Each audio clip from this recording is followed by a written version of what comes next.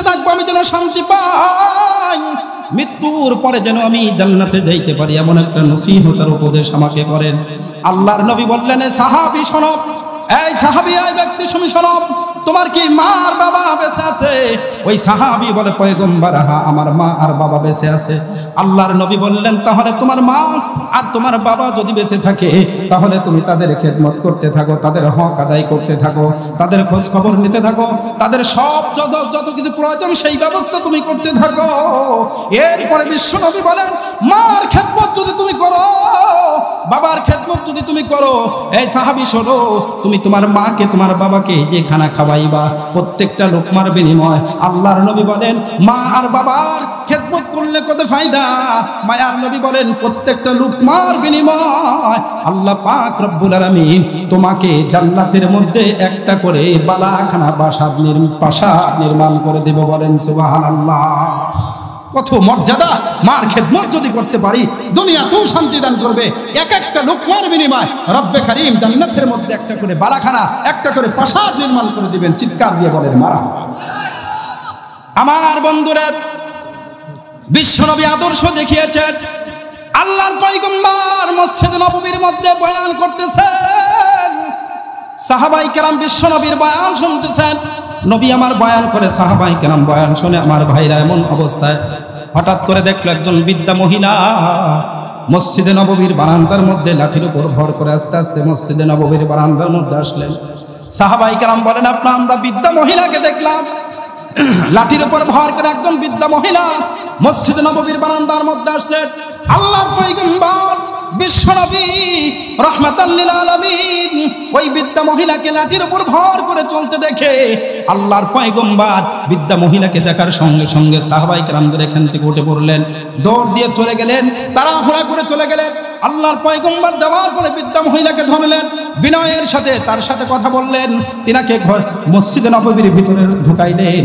মসজিদে নববীর মধ্যে আসার পরে আল্লাহর পয়গম্বর তার নিজের ব্যবহৃত চাদর বিশ্বনবী রাহমাতাল লিল আলামিন তার চাদরটা বিছায় দিলেন, মসজিদে নববীর ফ্লোরের মধ্যে চাদর বিছায় দিলেন।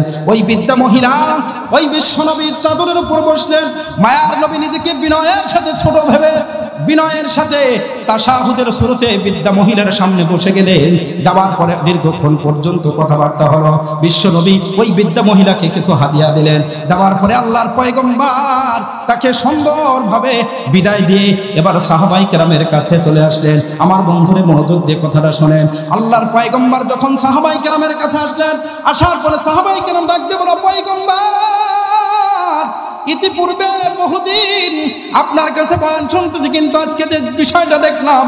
মায়ার নবী বলে, ও সাহাবায়ে কেরাম কি দেখেছো? বলে, একজন সাধারণ বৃদ্ধা মহিলা মসজিদ নববীর মধ্যে আসলো আর আপনি বয়ান বন্ধ করে দৌড়াইতে দৌড়াইতে চলে গেলেন। আবার বিশ্বনবীর ব্যবহৃত চাদর ফ্লোরের মধ্যে বিছায় দেওয়া হলো। বৃদ্ধা মহিলা বসলো বিনয়ের সাথে, পয়গম্বর আরবি বিনয়ের সাথে তাশাহুদের শুরুতে বসে গেল। দীর্ঘক্ষণ কথা বললেন, আবার হাদিয়া দিয়ে তারে সুন্দর করে বিদায় করলেন। কিছুই বুঝলাম না, কিছুই বুঝলাম না। ও মা বাবার সন্তান, ও যুবক, কান লাগায় শোনো আমার নবী কি শিক্ষা দিলেন। বিশ্ব নবী এই কথা শোনার সঙ্গে সঙ্গে মায়ার নবীর চোখ দিয়ে দুই চোখ দিয়ে পানি পড়া শুরু হয়ে গেল। রাহমাতাল লিল আলামিনের চোখ দিয়ে পানি পড়ে, বুক ফেটে কান্না শুরু করে দেয়। ডাক দিয়ে বলে, আমার সাহাবায়ে কেরাম শোনো, এ আমার সাহাবায়ে কেরাম শুনে নাও, আমি বিশ্ব নবী, আমি রাহমাতাল লিল আলামিন, আমার বাবা তো আগেই দুনিয়া থেকে বিদায় হয়ে গেছে। ছোটবেলায় আমি দুনিয়াতে আসার পর কিছুদিন পরে আমার মা দুনিয়া ছেড়ে চলে গেল। আমি যেই মহিলার বুকের দুধ পান করে আমি বড় হয়েছি, যার কোলে কাকে চলে আমি মানুষ হয়েছি, তিনি আমার আপন মা না, তিনি হলেন ওই ভাগ্যবতী মহিলা হালিমাতুস সাদিয়া রাদিয়াল্লাহু তাআলা আনহা। ও আমার সাহাবায়ে কেরাম শুনো, এই যে মসজিদে নববীর মধ্যে যেই মহিলাকে দেখেছো, ইনি অন্য কোনো মহিলা নয়, ইনি হলেন আমার ছোটবেলার ওই দুর্দিনের কঠিন মুসিবতের দিনে যখন আমাকে কোলে কাকে করে মানুষ করেছে, যার বুকের দুধ পান করে আমি মানুষ হয়েছি, উনি হলেন আমার দুধমা হালিমাতুস সাদিয়া রাদিয়াল্লাহু তাআলা আনহা। বলেন মারহাবা। বিশ্বনবী এরপরে ডাকতে বলে, সাহাবায়ে কেরাম শোনো, আল্লাহ পাক রব্বুল আলামিন মা বাবার সম্মান আর মর্যাদা কত দিয়েছেন শুনে নাও, শুনে নাও। রিজার রব্বি ফি রিজাল ওয়ালিদ ওয়া সাখাতুর রব্বি ফি সাখাতিল ওয়ালিদ। এ নগরের বন্ধু যুবক, তুমি তাহাজ্জুদ পড়ে আল্লাহকে খুশি করতে চাও, কেউ বা জিকির করে আল্লাহকে খুশি করতে চাও, কেউ বা তাবলীগে গিয়ে আল্লাহকে খুশি করতে চাও, কেউ বা মাদ্রাসায় গিয়ে আল্লাহকে খুশি করতে চাও, কেউ বা পীর সাহেবের দরবারে গিয়ে আল্লাহকে খুশি করতে চাও, আমার আল্লাহ ঘোষণা দিয়ে দেয়, ও দুনিয়ার মানুষ, আমার বন্ধু ঘোষণা করে দেন, আপনার উম্মতের মধ্যেই তাহাজ্জুদ গুজার, জিকির করনেওয়ালা, তাবলীগী ভাই পীর সাহেবের দরবারে যে যায়, ওই মুরিদকে আপনি ঘোষণা করে দেন, শুধু তাহাজ্জুদ পড়ে, শুধু জিকির করে, শুধু তেলাওয়াত করে আমি আসমানের মালিককে খুশি করতে পারবি না, আমি আল্লাহকে খুশি করতে পারবি না। আমাকে যদি খুশি করতে চাও, 10 মাস 10 দিন যেই মা তোমাকে গর্ভের মধ্যে ধারণ করেছিল, কষ্ট করেছিল, দুনিয়ার মুখ দেখাইতে গিয়ে তার নিজের জীবনের উপর ঝুঁকি নিয়েছে, আমার আল্লাহ ডাকতে বলে, বন্ধু আপনি ঘোষণা করে দেন, রিজার রব্বি ফি রিজাল ওয়ালিদি ওয়া সাখাতুর রব্বি ফি সাখাতিল ওয়ালিদ। আমার ওই বান্দা বান্দি, আমার তোমার যুবক, তোমার মা যদি তোমার উপর খুশি হয়ে যায়, তোমার বাবাও যদি তোমার উপর খুশি হয়ে যায়, তাহলে আমার কাছে তাহাজ্জুদ, জিকির আর তেলাওয়াত করে আমি আসমানের মালিককে খুশি করতে পারবে। কিন্তু যদি তোমার মার মনে কষ্ট দাও, মা যদি তোমার উপর অসন্তুষ্ট হয়, বাবা যদি তোমার উপর নারাজ হয়, তুমি তাহাজ্জুদ করে, জিকির করে, তেলাওয়াত করে, বিশ্বনবী বলেন আসমানের মালিককে খুশি করা যাবে না। আল্লাহু আকবার বলেন। আমার ভাইরা কতগুলো দিল থেকে চলেন। আর সমাজের মধ্যে, দেশের মধ্যে মা বাবা হলো নিপীড়িত, নির্যাতিত, মাজলুম, জুলুমের শিকার হয়ে গেছে। কথা বলেন। আজকে মায়ের ঔষধ খাওয়ার টাকা চাইলে ছেলে ঢাকা শহরে লক্ষ টাকা কামাই করে, বন্ধু বান্ধবের পিছনে টাকা খরচ করতে পারে, শালিকাকে বড় দামি 3 পিস কিনে দিতে পারে, শালাকে দামি আইফোন কিনে দিতে পারে, শ্বশুর শাশুড়িকে দিতে পারে, অথচ মার 500 টাকা ওই ঔষধের টাকা চাইলে বলে, আমি তো ঘর ভাড়াই ঠিক মতো দিতে পারি না, মা তোমার খোঁজ নেব কেমনে? কত বড় কুলাঙ্গার, কত বড় নাদান, আর কত বড় বেকল। কথাটা নাটোরের যুবক, শোনো, কান লাগায় শোনো, শোনো, কান লাগায় শোনো, ও দোস্ত ভালো করে শোনো।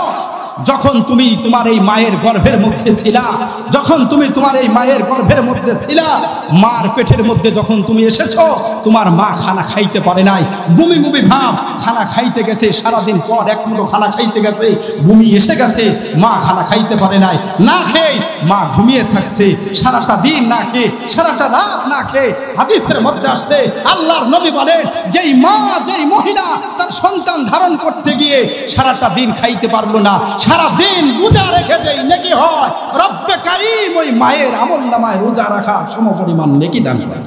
সুবহানাল্লাহ জোরে বলেন। আমার মায়ার নবী, দরদের নবী কি বলেন? ওমা আরসালনাকা ইল্লা রাহমাতাল লিল আলামিন। বিশ্বনবী ডাকতে বলে, আমার সাহাবায়ে কেরাম, নবী আমার সাহাবায়ে কেরামকে ডাকতে বলে, আমার সাহাবায়ে কেরাম খবরদার এমন কথা তোমরা আমাকে বলো না। আমার সাহাবায়ে কেরাম শোনো, আল্লাহ পাক রব্বুল আলামিন আমাকে শুধু ইমানদারের নবী করেই পাঠাই নাই। আমি যেরকম ইমানদারের নবী, আমি বেঈমানের নবী, আমি শুধু মানুষের নবী নয়। আমার আল্লাহ পাক রব্বুল আলামিন আমাকে তামাম পৃথিবীর সকল মাখলুকাতের জন্য শুধু নবী নয়, শুধু নবী নয়, রহমতের নবী, মায়ার নবী, দরদের নবী, করুণার নবী করে প্রেরণ করেছেন। চিৎকার দিয়ে বলেন মারহাবা।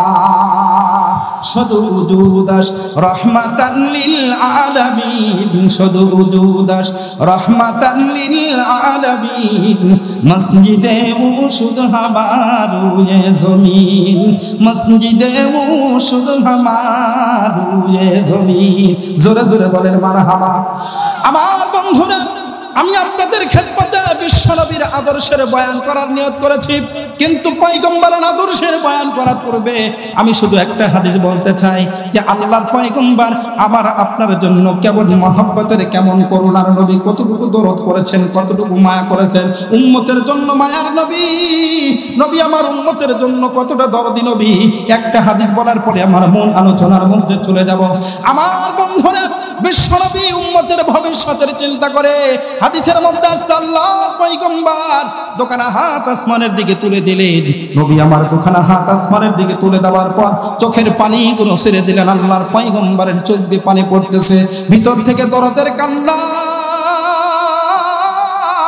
কান্নার কান্না।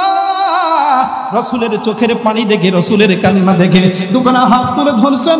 আল্লাহ পাক রব্বুল আলামিন বিশ্ব নবীর মায়ার নবীর চোখের পানি এক মুহূর্তের জন্য সহ্য করতে পারে না।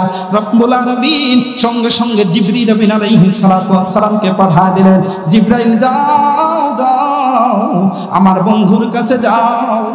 কেন দেখো তো আমার বন্ধু কেন দুখানা হাত তুলে দিল। আমার বন্ধুর চোখের পানি তো আমার সহ্য হয় না, আমার বকুর বন্ধুর কান্না আমি আল্লাহ সহ্য করতে পারি না রে জিবরাইল। আমার বন্ধুর কাছে যাও, বন্ধুর দরখাস্তটা শুনে আসো।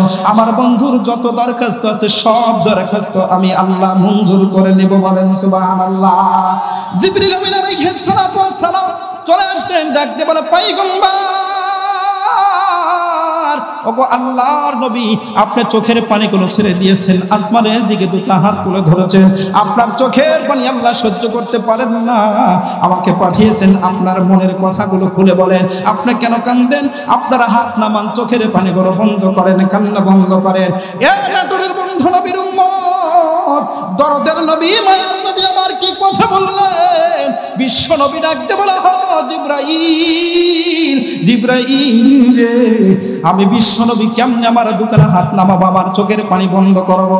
আমি ততক্ষণ পর্যন্ত আমার চোখের পানি বন্ধ করতে পারছি না, কারণ আমি তো আমার নিজের জন্য কান্দি না। মন চাইলে চোখের পানি বন্ধ করে দেব, হাত নামায় দেব। ও জিবরাইল, আমি আমার নিজের জন্য কান্দি না, আমার হাসান হুসাইনের জন্য কান্দি না, ফাতেমার জন্য কান্দি না রে জিবরাইল।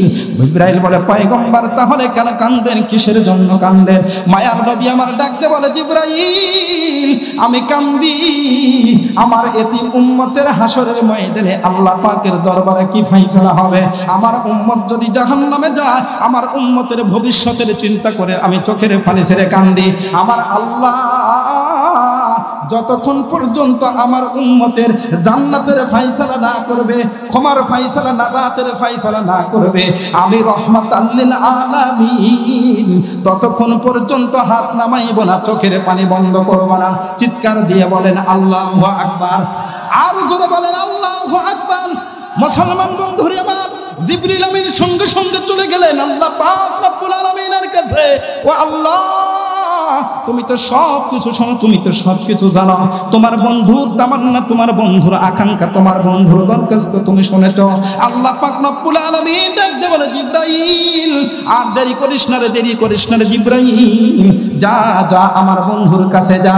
আমার বন্ধুর কাছে আমি রব্বে কারীমের পক্ষ থেকে একটা মেসেজ নিয়ে যা, আমার পক্ষ থেকে একটা পত্র নিয়ে যা, চিঠি নিয়ে যা। জোরে জোরে বলেন মারহাবা, আরো জোরে বলেন মারহাবা। আল্লাহ পাক রব্বুল আলামিন ঘোষণা করলেন, ওয়ালা সাউফা ইউতিকা রাব্বুকা ফাতারদা।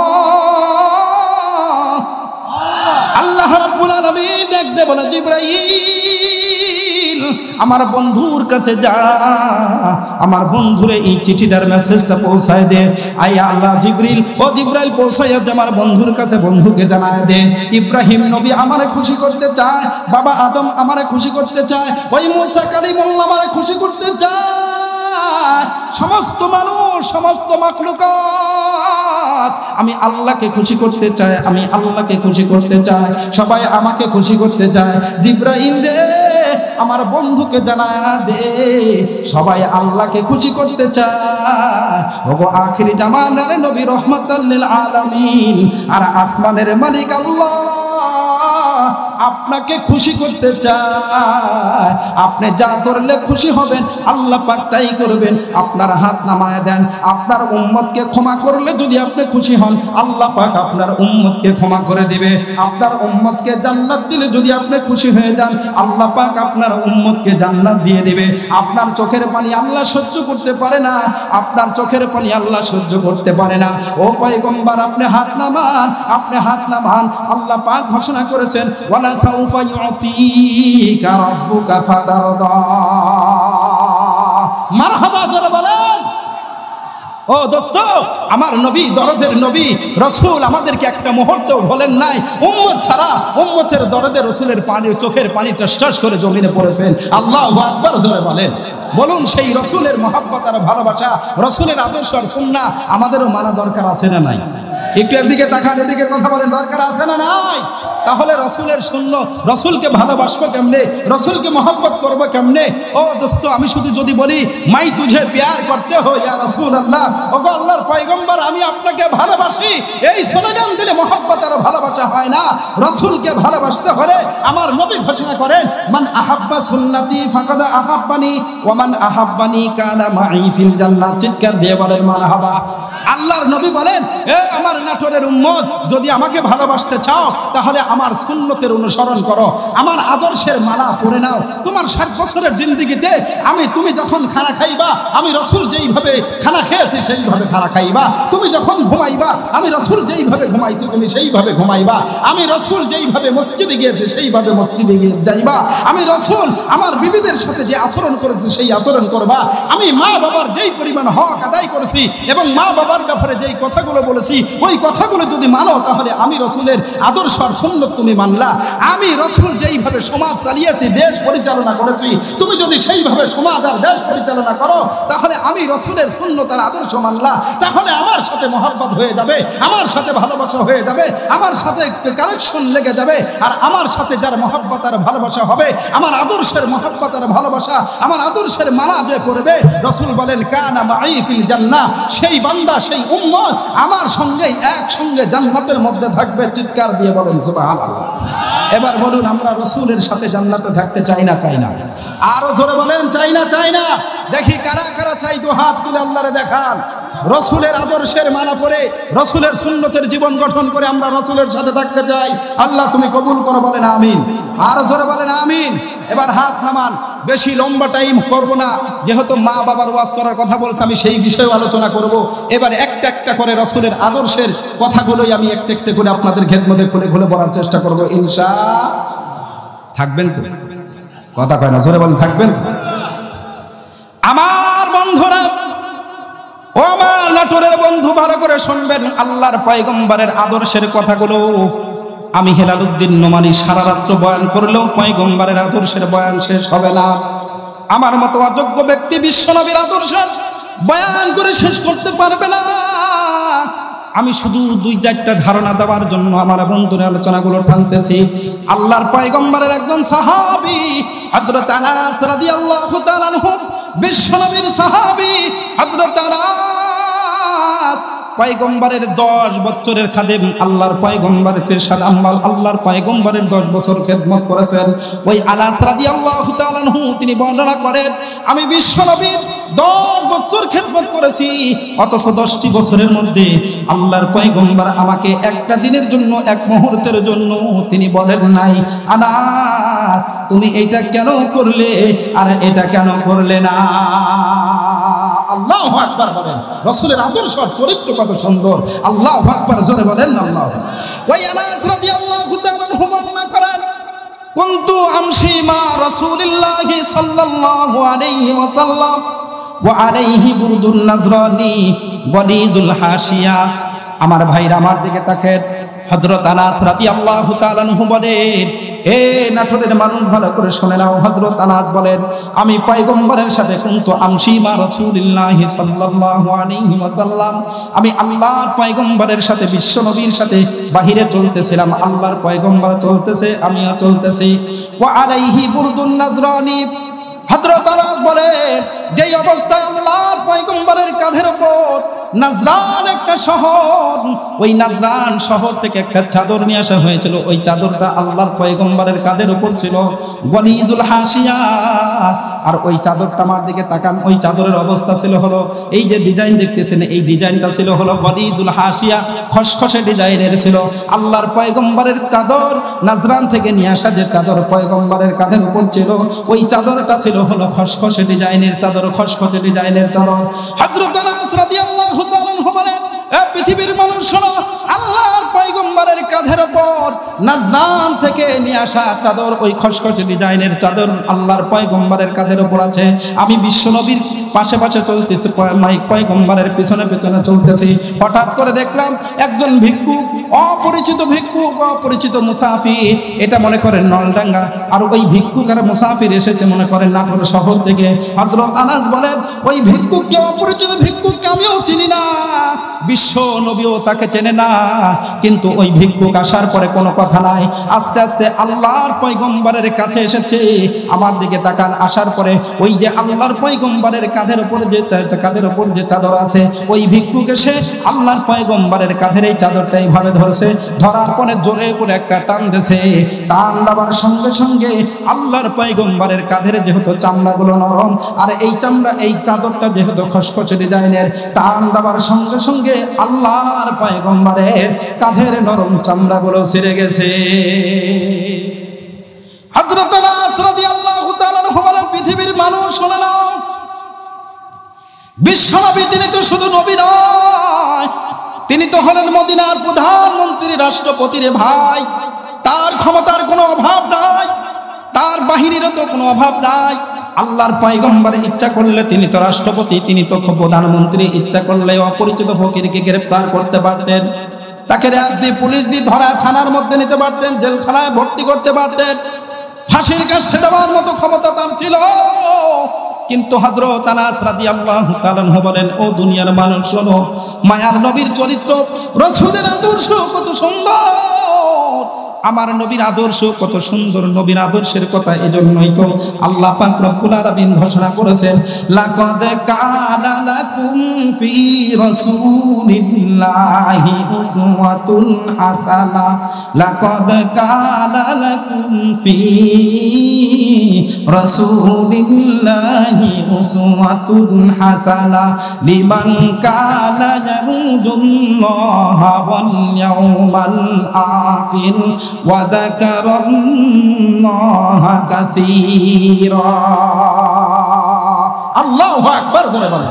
হযরত আনাস রাদিয়াল্লাহু তাআলা বলেন, দুনিয়ার মানুষ, আল্লাহর পয়গম্বরের আদর্শের বর্ণনা তো আল্লাহ পাক রব্বুল আলামিন তিনি বলে দিয়েছেন। আল্লাহু আকবার।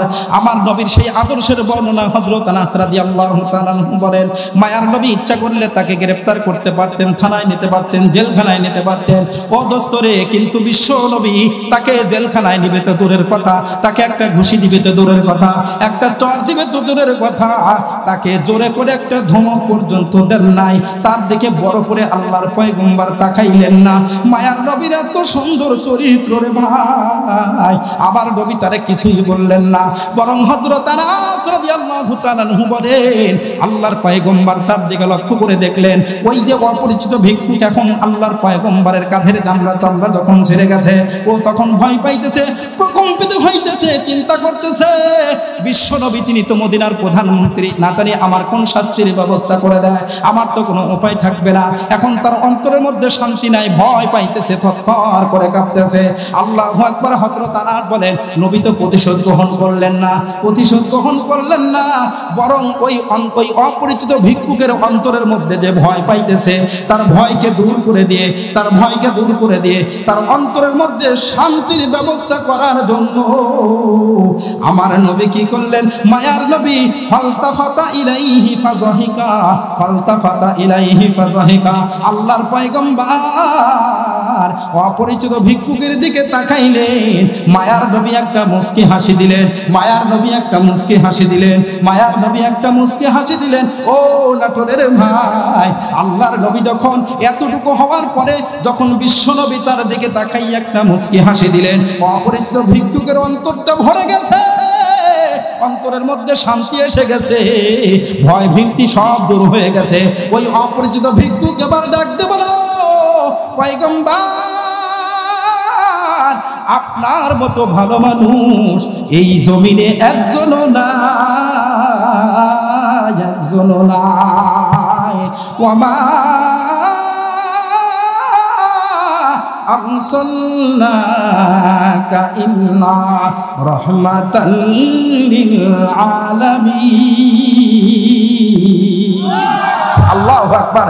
বলুন তো রাসূলের এই আদর্শ, রাসূলের এই আখলাক, এই চরিত্র যদি আজকে আমরা ব্যক্তি, পরিবার, সমাজ সর্বমহলে যদি বাস্তবায়ন করা হয়, বলুন এদেশে কোনো অশান্তি থাকবে? আরে ভাই কথা বলেন, অশান্তি থাকবে? অশান্তি বিন্দু মাত্র থাকবে না, শান্তি প্রতিষ্ঠা হবে, মানুষ শান্তি দেখাবে, মানুষ জাহান্নাম থেকে মুক্তি পেয়ে জান্নাতের পথের দিকে চলতে পারবে। কথা বলেন ঠিক কিনা? কিন্তু দুঃখ আর আফসোস হলো রাসূলের আদর্শের সার্টিফিকেট কে দিয়েছে? আরে কথা বলেন না, কে দিয়েছে? আমার রাসূলের চরিত্রের সার্টিফিকেট কে দিয়েছে? ওয়া ইন্নাকা লাআলা খুলুকিন আযীম। কার কথা? আরে কথা বলেন না, কার কথা? আল্লাহ তাআলা বলেছেন, হে নবী আমি আপনাকে মহান চরিত্রের উপর প্রতিষ্ঠিত করেছি। চিৎকার দিয়ে বলেন মারহাবা, আর জোরে বলেন মারহাবা। এবার একটি কথা শোনেন, যেই রাসূলের চরিত্রের সার্টিফিকেট আল্লাহ দিয়েছেন, যেই রাসূলের আদর্শের মডেল আদর্শের কথা আল্লাহ বলেছেন, যেই রাসূল রহমতের নবী, মায়ার নবী, দরদের নবী, করুণার নবী ঘোষণা কোরআনের মধ্যে ১৫০০ বছর আল্লাহ দিয়েছেন, সেই নবীকে জালেম বলে গালি দেওয়া হয়, সেই নবীর চরিত্র নিয়ে আজেবাজে মন্তব্য করে, সেই নবীর চরিত্র নিয়ে আজেবাজে মন্তব্য করে, নবীকে নিয়ে ব্যঙ্গ করে, এরকম কুলাঙ্গার নরাধম নবীর দুশমন বাংলাদেশে আছে না নাই? আরে ভাই জোরে আওয়াজ দিয়ে বলেন, আসতে বলবেন না, আছে না নাই? আমার নবীর চরিত্র নিয়ে যে আজেবাজে মন্তব্য করে, ও নাটোরের বন্ধু শুনে নাও, তোমার চাকরি, ব্যবসা, খেত খামার সব কিছু চলে যেতে পারে, কিন্তু নবীর বিপক্ষে কোনো কথা হবে, ইমানদার নবীর প্রেমিক কোনোদিন বরদাস্ত করতে পারে না। কারণ যেই নবীর সুপারিশ ছাড়া হাসরের ময়দানে আমরা কেন কোনো পয়গম্বর পর্যন্ত ততক্ষণ পর্যন্ত জান্নাতে যাইতে পারবে না, যতক্ষণ পর্যন্ত আমার নবী জান্নাত উদ্বোধন না করবে। আল্লাহু আকবার বলেন। সেই নবীর চরিত্রের বিরুদ্ধে কথা বললে স্পষ্ট ভাষা আমরা বলে দিতে চাই, নবীর প্রেমিক হিসেবে, মুসলিম হিসেবে, মুমিন হিসেবে বাংলাদেশ ৯০% মুসলমানের দেশে, নবীর প্রেমিকদের দেশে, নবীর বিরুদ্ধে কোনো কথা বললে, নবীর চরিত্র নিয়ে আজেবাজে মন্তব্য করলে, নবীর আদর্শের বিরুদ্ধে কথা বললে, নবীকে নিয়ে ব্যঙ্গ করলে, এদেশের তাওহীদি জনতা, নবীর প্রেমিকরা মুহূর্ত বসে থাকবে না।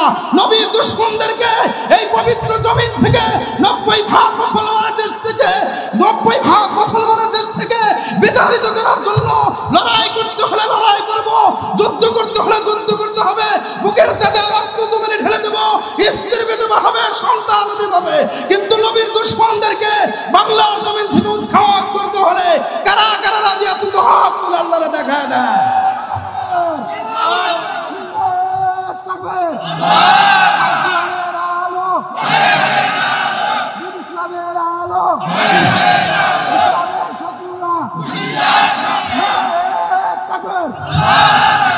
আমার ভাইরা কষ্ট হয়ে যাচ্ছে, আলোচনা একটু লম্বা হলে বিরক্ত হয়ে যাবেন। আমার ভাইরা শোনেন, জান্নাতের গেটের দারোয়ানের কাছে হযরত আদম আলাইহিস সালাতু ওয়াস সালাম এসে বলে, জান্নাতের গেটের দারোয়ান, জান্নাতের গেটটা একটু খুলে দাও। বলে আপনার পরিচয়? বলে আমি বাবা আদম আবুল বাশার, আমি সর্বপ্রথম মানুষ, গেটটা খুলে দে। জান্নাতের গেটের দারোয়ান বলে পরিচয় পেয়েছি, তবে আপনার নাম আছে প্রধান অতিথির খাতায় নাই, বিশেষ অতিথির খাতায় আপনার নাম, আপনি হলেন বিশেষ অতিথি, আপনার চেয়ার খালি আছে, বসে দেন। আল্লাহু আকবার বলেন। পয়গম্বর ইব্রাহিম, খলিলুল্লাহ, মুসা, কালিমুল্লাহ, ঈসা, রূহুল্লাহ, প্রভু অনেক পয়গম্বর হাসরের ময়দান, কঠিন মুসিবতের দিন জান্নাতের গেটের দারোয়ানের কাছে এসে বলে জান্নাতের গেটটা খুলে দাও। বলে আপনাদের পরিচয় নেওয়ার পরে বলে সকলকে চিনেছি, প্রত্যেকের চেয়ার খালি আছে, বসে যান। যতক্ষণ পর্যন্ত আজকের এই মাজমার, আজকের এই মাহফিলের প্রধান অতিথি আখিরে জামানার নবী মুহাম্মদুর রাসূলুল্লাহ সাল্লাল্লাহু আলাইহি ওয়াসাল্লাম যতক্ষণ পর্যন্ত না আসবেন, উনি যতক্ষণ পর্যন্ত জান্নাত উদ্বোধন না করবেন, ততক্ষণ পর্যন্ত এই জান্নাতের গেট খোলার অনুমতি নাই নাই নাই। আল্লাহু আকবার জোরে বলেন। কথা কি বুঝতেছেন? এই কথা কয় না, বুঝতেছেন? কষ্ট হচ্ছে? সমস্ত পয়গম্বরগণ ডাকতে বলে জান্নাতের গেটের দারোয়ান শুনে নাও, এতগুলো পয়গম্বর আমরা এসেছি তোমার কাছে, বললাম জান্নাতের গেটটা খুলে দাও, অথচ তুমি জান্নাতের গেটটা খোলো না, তুমি কেন আখিরি জামানার নবীর কথা বলো, তার কারণটা কি? এদিকে মনোযোগ দেন ভাই আমার। জান্নাতের গেটের দারোয়ান ডাকতে বলো, ও পয়গম্বরগণ, সমস্ত পয়গম্বরগণ এসেছেন, কিন্তু জান্নাতের গেট খোলার আমার অনুমতি নাই, তার কারণ শুনে নেন। আমার আর আপনার মালিক, এই জান্নাতের যিনি মালিক তিনি কে? এত আস্তে বললে হবে না, জোরে বলেন কে? আরো আওয়াজ দিয়ে বলেন কে?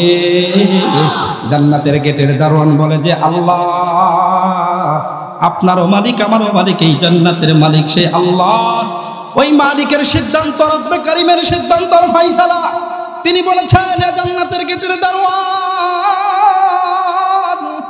আমার বন্ধু আখিরি জামানের নবী রহমাতাল লিল আলামিন যতক্ষণ পর্যন্ত আমার জান্নাত উদ্বোধন না করবে, আমার জান্নাত উদ্বোধন না করবে, ততক্ষণ পর্যন্ত কোনো নবীর কোনো ব্যক্তিরই এই জান্নাতে প্রবেশ করার অনুমতি নাই। আল্লাহু আকবার জোরে বলেন। হে নাটোরের বন্ধু আমার, কারণ আমার পয়গম্বর বলেছেন, দুনিয়ার মানুষ শুনে নাও, মাফাতিহুল জান্নাতি বিয়াদি, মাফাতিহুল জান্নাতি বিয়াদি। মায়ার নবী ঘোষণা করেছেন, হে নাটোরের আমার উম্মত শোন, তুমি যে জান্নাতে যাবা কেমনে যাবা রে উম্মত? জান্নাতের চাবি তো আমি পয়গম্বরের হাতে। সুবহানাল্লাহ জোরে বলেন। নবী আমার বলেন, মাফাতিহুল জান্নাতি বিয়াদি, জান্নাতের চাবি হলো আমি পয়গম্বরের হাতে। ও উম্মত শুনে নাও, তুমি যে জান্নাতে যাইবা, জান্নাতে যাওয়ার জন্য আমি পয়গম্বরের সাথে সম্পর্ক করতে হবে, আমি পয়গম্বরের আদর্শের মালা পড়তে হবে, আমি নবীর সুন্নতের জীবন গঠন করতে হবে। আমার আদর্শ বেঁধে রেখে উম্মত শুনে নে, জান্নাতের স্বপ্ন দেখে কোনো কাজ হবে না, আমার সাথে সম্পর্ক ছাড়া জান্নাতে যাবার কোনো পারমিশন পাবি না। আল্লাহু আকবার বলেন। কষ্ট হচ্ছে? এবার জান্নাতের গেটে দারোয়ান সমস্ত পয়গম্বরদেরকে লক্ষ্য করে ডাকতে বলা, পয়গম্বরগণ আপনাদের প্রশ্নের উত্তর দিলাম, এবার আমার প্রশ্নের উত্তর দেন। আপনারা সমস্ত পয়গম্বরগণ চলে এসেছেন, জান্নাতে যাবেন, জান্নাতে যাবেন, কিন্তু আমার প্রশ্ন হলো, যেই নবী জান্নাতে না যাওয়া পর্যন্ত জান্নাতের গেট খোলার পারমিশন নাই, সেই নবী কোথায়? এবার সমস্ত পয়গম্বরগণ ডাকতে বলো, জান্নাতের গেটের দারোয়ান তুমি কি জানো না, জানো না, জানো না আজকে হাসরের ময়দান কঠিন। এ নাটোরের ভাই, ও পর্দার আড়ালের মা, ও আমার বন্ধুরে, ও মুরব্বী বাবাজিরা, পর্দার আড়ালে যারা আছেন, বাহিরে আছেন, সবাই শোনেন। এখন যে হাদিসটা বলবো, ওই দিন আপনিও থাকবেন, আমিও থাকবো। হাসরের ময়দান বড় কঠিন হবে রে ভাই। হাসরের ময়দানের কথা এসেছে, তাই 2 মিনিট বলি। আল্লাহর পয়গম্বর বলেছেন, সমস্ত জান্নাত সমস্ত পয়গম্বরগণ এবার ডাকতে বলো, জান্নাতের গেটের দারোয়ান তুমি কি জানো না, তুমি কি জানো না হাসরের ময়দান আজকে কি কঠিন অবস্থা রে ভাই। আল্লাহর পয়গম্বর হাসরের ময়দান বিবরণ দিয়েছেন, তার একটা হাদিস বলে আমি সামনে চলবো রে ভাই। আল্লাহর পয়গম্বর বলেন, এ ভয় দুনিয়ার মানুষ শুনে নাও, হাসরের ময়দানে আমার আল্লাহ ডাক দিয়ে বলবেন, ফেরেশতাদেরকে লক্ষ্য করে বলবেন, ওয়াজি আয়াউমা ইদিন বিজাহান্নাম, ওয়াজি আয়াউমা ইদিন বিজাহান্নাম। আল্লাহ পাক রব্বুল আলামিন ডাকতে বলবে, ও ফেরেশতারা, এ নাটোরের ভাই কান লাগা শোনো, তোমার 60 বছর 70 বছরের জীবন চলে গেছে, একদিন মরতে হবে, এইভাবেই তোর জীবন শেষ হবে না। ঘুমাইলেও জীবন শেষ হবে, পাপড়ের দোকান আর জিলাপির দোকানে ঘুরতেছিস, তাও তোর জীবন শেষ হয়ে যাবে। সাবধান সাবধান, এই যে হাসরের বয়ান করতেছি, এই বয়ানের সম্মুখীন, এই হাসরের ময়দানের সম্মুখীন তোকেও একদিন হইতে হবে। সাবধান হয়ে যা, সাবধান। এ দুনিয়ার মানুষ শোনো, জাহান্নাম কিন্তু এখন একটা মাহফুজ জায়গার মধ্যে আছে, সংরক্ষিত জায়গার মধ্যে আছে। আমার আল্লাহ হাসরের ময়দানে বলবে, ফেরেশতারা জাহান্নামকে হাসরের ময়দানে নিয়ে আসো, জাহান্নামকে হাসরের ময়দানে নিয়ে আসো। আমার আল্লাহ যখন এই ঘোষণা করবেন, আল্লাহর পয়গম্বর বলেন, এই ঘোষণা দেওয়ার সঙ্গে সঙ্গে জাহান্নামকে ছেড়ে দেওয়া হবে। ও ভাই, জাহান্নাম তো একটা আগুন আর আগুন, আল্লাহ আগুন আর আগুন। ওই জাহান্নামকে যখন সংরক্ষিত জায়গা থেকে যখন ছেড়ে দেওয়া হবে রে ভাই, এবার জাহান্নামকে কন্ট্রোল করার জন্য মায়ার নবী বলেন 70,000 লাগাম লাগায় দেওয়া হবে, 70,000 রশি লাগানো হবে জাহান্নামকে কন্ট্রোল করার জন্য। ওই 70,000 লাগাম আর রশির সাথে, প্রত্যেকটা রশির সাথে শক্তিশালী 70,000 করে ফেরেশতা, প্রত্যেকটা রশির সাথে 70,000 করে ফেরেশতা নিয়োগ করা হবে। সমস্ত ফেরেশতারা ওই জাহান্নামকে নিয়ন্ত্রণ করার জন্য চেষ্টা করবে। আল্লাহু আকবার, আল্লাহু আল্লাহু আকবার। তাকাদু তামাইয়াজু মিনাল গায়ব, তাকাদু তামাইয়াজু মিনাল গায়ব। ওই যে আমাদের দেশে দেখবেন আব্দুল্লাহ, আব্দুর রহমান গরু, ষাঁড় গরু যখন পালে, ওই গরুটা 6 মাস 1 বছর ঘরের মধ্যে রাখে, ঘরের মধ্যে অন্ধকার আধারের মধ্যে আধার দেয়, ঘরের মধ্যে রাখে। ওই ষাঁড় যখন 6 মাস পর 1 বছর পর যখন ছেড়ে দেয়, আল্লাহু আকবার, ওই ষাঁড় লাফাইতে থাকে লাফাইতে থাকে। তখন ও কন্ট্রোল মানে না, ও বলতে থাকে আব্দুল্লাহ, আব্দুর রহমান, সলিমুল্লাহ, করিমুল্লাহ, সর সর, কে কোথায় তোরা আছিস, সর, আমার ষাঁড়কে আমি ঠেকায় রাখতে পারছি না। ও দোস্তরে, জাহান্নাম মাহফুজ আর সংরক্ষিত জায়গার মধ্যে আছে। এইবার যখন তার পর্দা উঠায় দেওয়া হবে, 70,000 লাগামের মধ্যে প্রত্যেকটা লাগামের সাথে 70,000 করে ফেরেশতা সবাই মিলে জাহান্নামকে নিয়ন্ত্রণ করার চেষ্টা করবে। না না, কেউ পারে না, কেউ পারে না। ওই জাহান্নাম এমন জোরে একটা ঝাঁকি দিবে, ঝাঁকি দেওয়ার সঙ্গে সঙ্গে সমস্ত ফেরেশতাদের হাত থেকে জাহান্নাম ছুটে যাবে। এবার জাহান্নাম যখন ছুটে যাবে, হাশরের ময়দানের দিকে ছুটবে। হাল মিন মাজিদ, হাল মিন মাজিদ, হাল মিন মাজিদ। ও নাটুরের বাবাজি, 60 বছর বয়স আগে তার কয়দিন বাঁচবান, চোখটা বন্ধ করেন, মনটা একটু নরম করেন, চোখের পানি করে ছেড়ে দেন। হাশরের ময়দান বড় কঠিন। ডান দিক থেকে মায়ার নবী বলেন, ডাইনের মানুষগুলো বলবে বামে যাও, বামে যাও। ডান দিকে শুধু আগুন আর আগুন। বামের মানুষ বলবে ডাইনে যাও, বামে দিকে শুধু আগুন। সামনের মানুষ বলবে পিছনে দাও, সামনে আগুন, পিছনে আগুন, উপরে আগুন, নিচে আগুন। মায়ার নবী বলেন, মোট কথা পুরো হাশরের ময়দান শুধু আগুন আর আগুন। নাকের মধ্যে আগুন ঢুকে যাবে, চোখের মধ্যে আগুন ঢুকে যাবে, শরীরের মধ্যে আগুন লেগে যাবে। এই যে মাথা, মাথার খোপড়ির মধ্যে আগুন লেগে যাবে রে ভাই। চিৎকার করতে থাকবে, চিৎকার করতে থাকবে। ওই দিন কেউ বাঁচাইতে পারবে না, কেউ বাঁচাইতে পারবে না। বাবা আদম, ওই মুসা পয়গম্বর, ঈসা পয়গম্বর, আল্লাহ, ইব্রাহিম খলিলুল্লাহ, সমস্ত নবীগুলো পর্যন্ত বলতে থাকবে, ইয়া নাফসি, ইয়া নাফসি, আল্লাহ, উম্মতের দরকার নাই, মার দরকার নাই, বাবার দরকার নাই, আল্লাহ তুমি আমারে বাঁচাও, আমারে বাঁচাও, আমারে বাঁচাও। আল্লাহর কুরআন বলেন, ইয়াউমা ইয়াফিরুল মারউ মিন আখিহি ওয়া উম্মিহি ওয়া আবিহি ওয়া সাহিবাতিহি ওয়া বানিহি। আল্লাহ বলেন, সেদিন তোমার মা বলবে আমার সন্তান নাই, বাবা বলবে আমার সন্তান নাই, ভাই বলবে আমার ভাই নাই, ছেলে মেয়ে স্ত্রী সবাই অস্বীকার করে দেবে রে ভাই। সেদিন কেউ কারো জন্য হবে না। ও দোস্ত, এই কঠিন মুসিবতের সময় আল্লাহর পয়গম্বর তিরমিজি শরীফের হাদিস, মায়ার নবী সিজদার মধ্যে পড়ে যাবেন, আল্লাহুম্মা উম্মতি, আল্লাহুম্মা উম্মতি, আল্লাহুম্মা উম্মতি, উম্মতি উম্মতি বলে যখন চিৎকার করতে থাকবেন, তিরমিজি শরীফের হাদিস, আমার আল্লাহ তখন ডাক দিয়ে বলে, ইরফা রাসাক, বন্ধু আপনি মাথা উঠান। আপনার মাথা আজকে হাশরের ময়দানে আপনার চোখের পানি আমি সহ্য করতে পারি না। আপনি এই দিনের জন্য ওই উহুদের ময়দানে দণ্ডান মোবারক শহীদ করেছেন, তাইফের জমিনে রক্ত ঝরিয়েছেন। ও দোস্ত বন্ধু, আপনার চোখের পানি আমি সহ্য করতে পারি না। ইরফা রাসাক, আপনি মাথা উঠান, আল্লাহু আকবার বলেন। ইরফা রাসাক, ও বন্ধু আপনি মাথা উঠান, আপনি মাথা উঠান। ওয়াসফা, আপনি সুপারিশ করেন। আপনার নাটোরের উম্মত আপনার আদর্শের মালা পড়েছিল, আপনার সুন্নতের জীবন গঠন করেছে। ওয়াসফা, আপনি সুপারিশ করেন। তুষাফা, আমি আল্লাহ তাদের সুপারিশ, আপনার সুপারিশ কবুল করলাম, ওদের জন্য জান্নাতের ফয়সালা করে দিলাম। বলেন সুবহানাল্লাহ। তুকু যাবো সুন্নতে আহমদ কুজা, বা মুহাম্মদ কাইশা মদন জুবতরা। তুকু যাবো সুন্নতে আহমদ কুজা, বা মুহাম্মদ কাইশা মদন জুবতরা। মুহাম্মদ আরবি হ্যায় ও নবী রাস্তে পেশোয়া, মুহাম্মদ আরবি হ্যায় ও নবী রাস্তে পেশোয়া।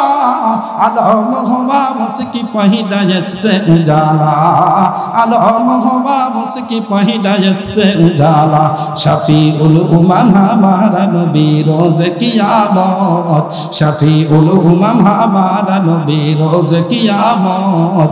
शफाअत करेगा अल्लाह के पास गुनाहगार उम्मत, शफाअत करेगा अल्लाह के पास गुनाहगार उम्मत। जोरे जोरे बोलें मारहाबा, आरो जोरे बोलें मारहाबा। কষ্ট হয়ে গেছে। এই যে রসুলের কথাগুলো বলতেছিলাম, রসুলের পজিশন কত, রসুলের মর্যাদার সম্মান আর পাওয়ার কত, অথচ সেই রসুলের চরিত্রের বিরুদ্ধে কথা বলে। ও দোস্ত, এই রসুলের সাথে যদি মোহাব্বত, রসুলের সুন্নতের আদর্শ মেনে যদি আমরা চলতে পারি, তাহলে রসুলের সঙ্গে আমরা জান্নাতে থাকতে পারবো। আল্লাহ কবুল করেন, বলেন আমিন। আর জোরে বলেন না আমিন। এবার আসেন, আমাকে একটা বিষয় দেওয়া হয়েছে, সেটি হলো যে হুজুর মা বাবার সম্পর্কে কিছু বয়ান করার জন্য। আপনারা একটু শুনবেন, এটা কথা বলেন না, শুনবেন। এই কথার থেকেই বের হবে, সেটা হলো আমার রসুলের আদর্শ। রসুল তো মা বাবার সাথে, রসুল যেরকম স্বামীর জন্য একজন আদর্শ ছিলেন, আদর্শ স্বামী ছিলেন, তিনি সন্তান হিসাবে একজন আদর্শ সন্তান ছিলেন, তিনি নেতা হিসাবে আদর্শ নেতা ছিলেন, তিনি বন্ধু হিসাবে আদর্শ বন্ধু ছিলেন, তিনি ইমাম হিসাবে একজন আদর্শ ইমাম ছিলেন। মারহাবা জোরে বলেন, আর জোরে বলেন না মারহাবা। আল্লাহু আকবার। রসুল কি বলেন দেখেন, রসুল কি বলেন। আল্লাহর আমার বন্ধু আমার ভালো করে শোনেন, মা বাবার মর্যাদার সম্মানের কথা আমি কোরআন হাদিস দিয়ে একটা একটা করে খুলে বলবো। থাকবেন তো কিছু সময়? আওয়াজ কমে গেল, থাকবেন তো? আল্লাহ তৌফিক দান করেন, বলেন আমি। আল্লাহর পয়গম্বরের কাছে এক সাহাবী এসেছে, বিশ্বনবীর কাছে এক সাহাবী এসে বলে, পয়গম্বর, ও আল্লাহর নবী, আপনি আমাকে কিছু নসিহত করুন, যেই উপদেশ দিবেন কিছু উপদেশ দেন, যেই উপদেশ মানলে, যেই নসিহত মেনে চললে আমি দুনিয়ার জীবন 60 বছর 70 বছরের জীবন যতদিন বেঁচে থাকবো আমি সুখ আর শান্তির সাথে বেঁচে থাকতে পাই, দুনিয়ার জীবন যেন শান্তি পাই। আর যখন আমি মরে যাব, মৃত্যুর পরে যেন আমি জান্নাতের ফায়সালা হয়ে যায়, আমি যেন জান্নাতি হইতে পারি। বলেন সুবহানাল্লাহ। আমাদের জীবনের টার্গেট তো এটাই, যে 60 বছর 70 বছরের জীবনে চাকরি, ব্যবসা, ক্ষেত খামার সবাই এই উদ্দেশ্যই করে, আমি যেন শান্তিতে থাকতে পারি। কি বলেন, কথা বলেন ঠিক কিনা? শান্তির জীবন গঠন করা আর মৃত্যুর পরে জান্নাতে যাওয়ার এই আশাই তো সবাই চায়। একটা পাগলকে জিজ্ঞেস করলে পাগলও বলবে, হ্যাঁ আমি দুনিয়াতে শান্তি চাই, মৃত্যুর পরে জান্নাতে চাই। কি বলেন, চাই না চাই না? আমার বন্ধুরা, ওই মা সারাটা দিন খানা খাইতে পারলো না, সন্ধ্যার সময় তো খানা খাইতে বসে বমি হয়ে গেল। মার নসিবে আর কপালে খানা নসিব হইল না, খানা জুটলো না। রাত্রবেলা যখন ঘুমাচ্ছে, ক্লান্ত শরীর, দুর্বল মা, আমার আর আপনার পেটের মধ্যে একটু বাথরুমের চাপ দিলে সহ্য করতে পারি না রে ভাই। আর মা একটা মানুষ আর একটা জীবিত মানুষকে পেটের মধ্যে নিয়ে যখন চলে, এই যে পেটটা মোটা হয়ে যায়, বড় হয়ে যায়, কত কষ্ট, কত কষ্ট। রাত্রেবেলায় যখন ঘুমাইতে যায়, একসঙ্গে আপনার বাবার মা যখন ঘুমাইতে, দোস্ত আগে বুঝতাম না, যখন আমার বিবি, আমার সন্তান যখন বিবির পেটের মধ্যে একসাথে ঘুমাইলাম, আল্লাহু আকবার, আমিও ঘুমায় পড়েছি, আমার বিবিও সবে মাত্র কেবলমাত্র চোখটা লাগাইলো। এমন সময় দেখি আমার পাশে চিৎকার, চিৎকার, মা বাবা আমার বাঁচাও, আল্লাহ বাঁচাও। আমি তাড়াহুড়া করে ঘুম থেকে উঠিয়ে বললাম, ও বিবি কি হয়েছে তোমার, বলো না। বিবি আমার চোখের পানি করে ছেড়ে দিয়ে বলে, স্বামী গো, আমি মনে হয় আর বাঁচবো না, আমার পেটের মধ্যে এত জোরে লাথি দিয়েছে, আমার কলিজা মনে হয় ছিঁড়ে গেছে।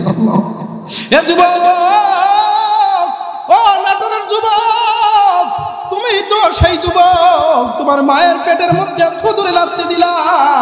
তারা তাহাজ্জুদ করে, জিকির করে, তেলাওয়াত করে যেই নেকি হয়, আমার নবী বলেন, ওই মা সন্তান পেটে ধারণ করার কারণে আল্লাহ পাক রব্বুল আলামিন ওই তাহাজ্জুদ গুজার, জিকির করনেওয়ালা, তেলাওয়াত করনেওয়ালা, সারা রাত নফল পড়নেওয়ালা সম পরিমাণ নেকি দান করে দেন। সুবহানাল্লাহ জোরে বলেন। মুসলমান বন্ধুরে আমার, হ্যাঁ দোস্ত, ওই মার মনে কষ্ট দিস না, ওই মার মনে কষ্ট দিও না দোস্ত, ভালো করে শোনো। ওই মা যখন তোমার ডেলিভারির সময় হয়ে গেল, আল্লাহু আকবার, ডেলিভারির কক্ষে যখন যায়, ক্লিনিকে যখন যায়, স্বামীকে ডাক দিয়ে বলে, তোমার বাবাকে ডাক দিয়ে বলে, ও স্বামী গো, আমার সন্তানের যে অবস্থা, আমার পজিশন, যে আমার মনে হয় না যে আমি আর বাঁচবো, এই যে সংসার লইল, এই যে চাবিতারা লইল, স্বামী আমারে ক্ষমা করে দেন, আমি জীবনের মতো মনে হয় চলে গেলাম, আমি মনে হয় আর বাঁচবো না। ওরে দোস্ত, তোমাকে এই দুনিয়ার মুখ দেখাইতে গিয়ে মা রক্তাক্ত হয়ে গেল, বালতিকে বালতি পানি রক্ত জমিনের মধ্যে ঢেলে পড়লো। এরপরে যখন তুমি দুনিয়ার মধ্যে আসলা, 2টা বছর পর্যন্ত তুমি দুধ পান করলা। 2 বছরে দুধ পান করতে গিয়ে কমপক্ষে 70 থেকে 80 মণ দুধ তুমি পান করেছো।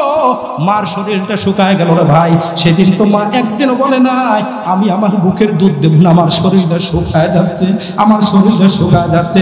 যুবক, মনটা নরম কর, মনটা নরম কর, নিজের মনকে বুঝা, যেই মা পেটের মধ্যে মধ্যে রেখেছিল এত কষ্ট করে, মা আমার ব্যাপারে বিরক্ত হয় নাই।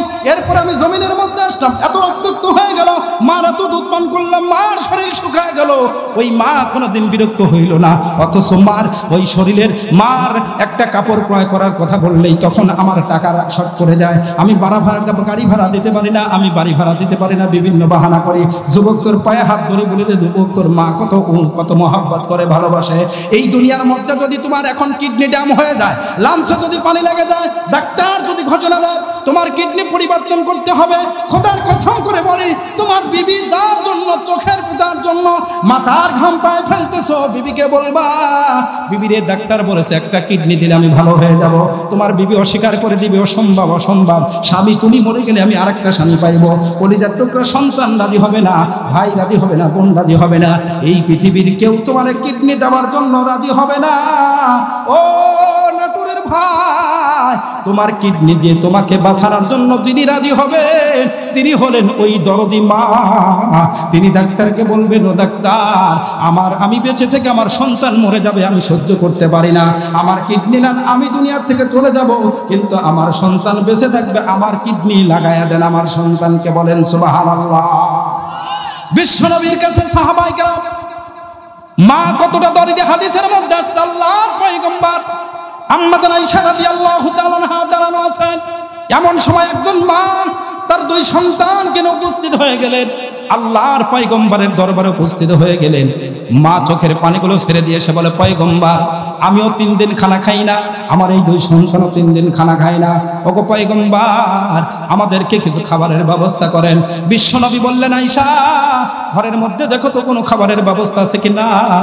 আম্মা আয়েশা রাদিয়াল্লাহু তাআলা আনহা ঘরের মধ্যে ঢুকলেন, অনেক খোঁজাখুঁজি করলেন, তালাশ করলেন, কিন্তু আল্লাহর পয়গম্বরের মধ্যে ওইরকম, আল্লাহর পয়গম্বরের ঘরের মধ্যে তেমন কোনো খাবারের ব্যবস্থা হইল না, কোনো খাবার পাওয়া গেল না, শুধু 3টা খেজুর পাইলেন। আম্মা আয়েশা রাদিয়াল্লাহু তাআলা আনহা বলেন, পয়গম্বর, ঘরের মধ্যে 3টা খেজুর বেঁধে রাখেন, কিছুই নাই। বিশ্বনবী বললেন, আয়েশা, ওই 3টা খেজুর একটা মার হাতে উঠায় দাও, আর 2টা দুই সন্তানের হাতে উঠায় দাও। নাটোরের বন্ধুদের মনটা মনোযোগ দিয়ে শোনেন, আল্লাহর পয়গম্বরের বিবি আম্মা আয়েশা রাদিয়াল্লাহু তাআলা আনহা 3টা খেজুর একটা মার হাতে দিলেন, 2টা দুই সন্তানের হাতে দিলেন। আল্লাহু আকবার। 3 দিন খানা খায় না, 2 সন্তান খেজুর পাওয়ার সঙ্গে সঙ্গে বড় চমৎকার করে, বড় যত্ন সহকারে তারা খেজুর খাওয়া শুরু করলেন। ওরে দোস্ত, মাও তো 3 দিন খানা খায় না, কিন্তু সন্তানের 3 দিন পর সন্তানের খেজুর খাওয়া দেখে জনম দুঃখিনী মা নিজের ক্ষুধার কথা ভুলে গেল, নিজে আর খায় না, নিজের ক্ষুধার কথা ভুলে গেছে, খেজুর নিজের হাতেই রইল। 2 সন্তানের খেজুর খাওয়া শেষ, এবার নিজের হাতের খেজুরটা পর্যন্ত 2 সন্তানকে তকসিম করে দিল, ভাগ করে দিয়ে 2 সন্তানকে দিয়ে দিল। অবশিষ্ট 3 নাম্বার খেজুরটা 2 সন্তান খাইল। এইটা দৃশ্য দেখে আম্মা আয়েশা রাদিয়াল্লাহু তাআলা আনহা বলেন, ওগো পয়গম্বর, দৃশ্যটাকে আপনি দেখেছেন? নবী বলেন, হ্যাঁ দেখেছি। আয়েশা, তুমি কি বলতে চাও? বলে, দেখেন, মাও ক্ষুধার্ত, ছেলেরাও ক্ষুধার্ত, মা তো ক্ষুধার্তই রইল, 2 সন্তানকে খাওয়াইলো, মা নিজেরটাও 2 সন্তানকে দিয়ে দিল। এইরকম মহব্বত আর দরদ পৃথিবীর জমিনে মা ছাড়া কেউ করতে পারে না। কথা বল ঠিক কিনা দোস্ত? অথচ সেই মার সবার জায়গা হয়, আমার বাসায় আমার বিবির জায়গা হয়, ছেলেদের জায়গা হয়, বন্ধুর জায়গা হয়, অফিসের বসের জায়গা হয়, শ্বশুর বাড়ির প্রত্যেকটা আত্মীয় স্বজনের জায়গা হয়, শ্বশুর বাড়ির না, শ্বশুর বাড়ির আত্মীয় তারও জায়গা হয়। আহারে আহারে, ওই জনম দুঃখিনী মার আর সেখানে জায়গা হয় না। কথা কয়, কপাল পড়েছে, কপাল পড়েছে। আল্লাহু আকবার, আল্লাহ। ভালো করে বোঝেন, আল্লাহর নবী বলেন, ভালো করে শোনেন, মার হক কোনোদিন আদায় করতে পারবেন না, শেষ করা যাবে না। বিশ্বনবীর কাছে এক সাহাবী আসলেন, একজন সায়েল, আগন্তুক মুসাফির। জিজ্ঞেস করলেন, পয়গম্বর, আমি আমার মার খেদমত করি, আমার মার খোঁজ খবর নেই, কিন্তু আমার মা আমাকে দেখতে পারে না, আমারে গালি দেয়, কোনো কথা বলে। অনেক গ্রাম্য মা এরকম আছে না? নাই? মা গ্রাম্য মানুষ, অনেক সময় মেজাজ খুব খরখরা মেজাজ, কিছুই বোঝে না, ছেলেকে গালি দেয়, কটাক্ষ কথা বলে, ছেলে তাবলীগ করে এসেছে অথবা পীর সাহেবের দরবারে গিয়ে ভালো হয়ে গেছে, মার খেদমত করে, কিন্তু মা তারপরে বোঝে না, কটাক্ষ কয়, গালি দেয়, কটু কথা বলে। আল্লাহর পয়গম্বরের কাছে এসে অভিযোগ করলেন, পয়গম্বর আমি তো আমার মার খেদমত করি, হক আদায় করি, তারপরেও কিন্তু আমার মা তো আমাকে গালি দেয়, আমার কথা শোনে না, তাহলে এখন আমি কি করব, কি করতে পারি? আল্লাহর পয়গম্বর বললেন, সাহাবী রে, হে প্রশ্নকারী ব্যক্তি শুনে নাও, কিছুই করা যাবে না, মার বিরুদ্ধে কোনো অভিযোগ চলে না। তোমার মা যতই তোমার গালি দিয়ে কার কটাক্ষ কথা বলো, তুমি শুনে নাও, মার জন্য দোয়া করতে থাকো, খেদমত করতে থাকো। এরপরে পয়গম্বর বলেন, নাটোরের যুবক শুনে নাও, আল্লাহর পয়গম্বর বলেন, ও যুবক, যে আল্লাহ পাক রব্বুল আলামিন আমাকে নবী করে পাঠিয়েছেন, সেই আল্লাহর জাতের কসম, তোমার শরীরে চামড়া কেটে, তোমার শরীরের গোশত কেটেও যদি, তোমার শরীরের চামড়া আর গোশত কেটে যদি তুমি তোমার মার হক আদায় করতে চাও রে যুবক, তোমার শরীরের চামড়া শেষ হয়ে যাবে, গোশত শেষ হয়ে যাবে, রক্ত শেষ হয়ে যাবে, কিন্তু তোমার মার ফুল হক নয়, ওই 4 ভাগের 1 ভাগের হক তুমি আদায় করতে পারবা না। আল্লাহু আকবার, জোরে বলেন আল্লাহু আকবার। মায়ার নবী এই হাদিসের শেষ অংশে গিয়ে বলেন, যাকে আল্লাহ তাআলা সম্পদ দিয়েছেন, সম্পদ, আর সেই সম্পদ থেকে যদি মার জন্য খরচ করে, বাবার জন্য যদি খরচ করে, আল্লাহু আকবার, মা বাবাকে যদি সন্তুষ্ট করতে পারে, বিশ্ব নবী বলেন, তাহলে আল্লাহ পাক রব্বুল আলামিন তার উপর খুশি হয়ে যাবে। আর ওই মা বাবার খেদমত করনেওয়ালা যুবক, ওই সন্তান আমি পয়গম্বরের সাথে একসঙ্গে জান্নাতের মধ্যে থাকবে। বলেন সুবহানাল্লাহ। আল্লাহু আকবার, জোরে বলেন আল্লাহু আকবার। মার খেদমত করবো তো ইনশাআল্লাহ? ভাই একটু কথা বলেন, খেদমত করবো তো ইনশাআল্লাহ? আল্লাহু আকবার। মার কত সম্মান দিয়েছেন, ইজ্জত দিয়েছেন, আল্লাহ পাক দিয়েছেন। সুবহানাল্লাহ, জোরে বলেন সুবহানাল্লাহ। অনেক সময় আমরা দেখি মা বাবার বিরুদ্ধে অভিযোগ করি, মা বাবার বিরুদ্ধে অভিযোগ করি, আল্লাহর নবী বলেন এরকম কোনো অভিযোগ হবে না। আবু হুরায়রা রাদিয়াল্লাহু তাআলা একজন বিশিষ্ট সাহাবী, তিনি নবীর দরবারে যান, আল্লাহর রাসূলের কাছে যান। আবু হুরায়রার মা ছিল একজন মুশরিক, তিনি সহ্য করতে পারতেন না, এই জন্য আবু হুরায়রাকে ধমক দিতেন, মাঝে মধ্যে আঘাতও করতেন, তাকে মারধর করতেন। আবু হুরায়রা বিশ্ব নবীর কাছে একদিন গেলেন, যাওয়ার পরে বলে, রাসূল, ইয়া রাসূলুল্লাহ, ইয়া হাবিবাল্লাহ, আমার মা আমাকে মেরেছে, আমার মা আমার উপর জুলুম করতেছে। আবু হুরায়রার এই অভিযোগ শুনে বিশ্ব নবী শারে আল্লাহ শরীয়ত নেতা নবী আমার বললেন, আবু হুরায়রা, মা মেরেছে তো তোমার কি হয়েছে? মার বিরুদ্ধে কোনো অভিযোগ চলে না। আল্লাহু আকবার, জোরে বলেন। মার বিরুদ্ধে কোনো অভিযোগ চলে না। রাসূল বললেন, তোমার মা কেন তোমাকে মেরেছে? আবু হুরায়রা, বলো তোমার মা কেন মেরেছে? আবু হুরায়রা বলে, ইয়া রাসূলুল্লাহ, আমার কোনো দোষ নাই, অপরাধ নাই, আমি আপনার দরবারে আসি, তাওহীদের কথাগুলো শুনি, আপনার আদর্শ শুনি, আপনার আদর্শ অনুযায়ী চলতেছি। আমার মা মুশরিকা, এজন্য বরদাস্ত করতে পারে না, সহ্য করতে পারে না, এজন্য আমাকে গালি দেয়, আমাকে আঘাত করে। তো তাহলে কি জন্য তুমি অভিযোগ করতেছো? আবু হুরায়রা বলে, ইয়া রাসূলুল্লাহ, আমি অভিযোগ করতে আসি নাই। যুবক শিক্ষা নাও। আবু হুরায়রা বলে, ইয়া রাসূলুল্লাহ, আমি অভিযোগ করতে আসি নাই, আমি শুধু আপনার কাছে এসেছি আমার মার জন্য হেদায়েতের দোয়ার জন্য। আপনি আমার মার জন্য হেদায়েতের দোয়া করেন, আল্লাহ পাক রব্বুল আলামিন যেন আমার মাকে হেদায়েত দান করেন, আপনার দোয়া আল্লাহ তাআলা কবুল করবেন। সুবহানাল্লাহ, জোরে বলেন সুবহানাল্লাহ। বিশ্বনবী বললেন, আবু হুরায়রা, আর দেরি নাই, তুমি বসে যাও। বিশ্বনবী রাহমাতাল লিল আলামিন এবার সাহাবায়ে কেরামদেরকে সাথে নিয়ে মার জন্য, আবু হুরায়রার মার জন্য দোয়া শুরু করলেন। আল্লাহুম্মা হদি উম্মা আবি হুরায়রা, আল্লাহুম্মা হদি উম্মা আবি হুরায়রা। আয় আল্লাহ, তুমি আবু হুরায়রার মাকে তুমি হেদায়েত দান করো, আল্লাহ তুমি আবু হুরায়রার মাকে হেদায়েত দান করো। আমার বন্ধুরা, আবু হুরায়রা রাদিয়াল্লাহু তাআলা আনহু, বিশ্বনবী আবু হুরায়রার মার জন্য দোয়া করে। আবু হুরায়রার দিলটা ভরে গেছে, মনটা ভরে গেছে। আবু হুরায়রা বিশ্বনবীর দোয়া করতেছেন, পয়গম্বরের দোয়া শুনতেছেন। আবু হুরায়রা বিশ্বনবী দোয়া করে, আবু হুরায়রা দোয়া বন্ধ করে দিয়ে দৌড়ানো শুরু করলো। সমস্ত সাহাবায়ে কেরাম আবু হুরায়রাকে টেনে ধরলেন। আবু হুরায়রা, আল্লাহর পয়গম্বর তোমার মার হেদায়েতের জন্য দোয়া করে, আর তুমি দোয়া না করে কেন তুমি বাড়ির দিকে রওনা দিলা? আবু হুরায়রা বলে, ও ভাই, তোমরা আমাকে টেনে ধরো না, তোমরা আমাকে ছেড়ে দাও, আমার পয়গম্বর রাহমাতাল লিল আলামিন দোয়া করতেছে, আমি আর বসে থাকতে পারছি না। বলে, কেন? আমি দৌড়াই গিয়ে আমার বাড়িতে দেখতে চাই, আমি আগে বাড়িতে যাই নাকি আমার রহমতের নবীর দোয়া আমার বাড়িতে পৌঁছে যায়? সুবহানাল্লাহ বলেন। আবু হুরায়রা রাদিয়াল্লাহু তাআলা আনহু চলে গেলেন, দৌড়াইতে বাড়িতে গেলেন। যাওয়ার পরে সালাম দিলেন। সালাম দেওয়ার সঙ্গে সঙ্গে ভিতর থেকে আওয়াজ আসলো, ও সন্তান অপেক্ষা করো, আমি গোসল করতেছি, আমার গোসল শেষ হলে তোমাকে দরজা খুলে দেব। আল্লাহু আকবার। আগের মতো আর সুর নাই, সুরটা নরম হয়ে গেছে, যেন তার আওয়াজের মধ্যে ঈমানের গন্ধ পাওয়া যায়, ইসলামের গন্ধ পাওয়া যায়। সুবহানাল্লাহ, জোরে বলেন সুবহানাল্লাহ। আবু হুরায়রার মা দরজা খুলে দিল, আবু হুরায়রা প্রবেশ করলেন। আবু হুরায়রার মা ডাকতে বলে, সন্তান আমি তোমাকে অন্যায়ভাবে জুলুম করেছি, গালি দিয়েছি, আঘাত করেছি, আমি আর তোমাকে গালি দেব না, আমি ক্ষমা চাইতেছি।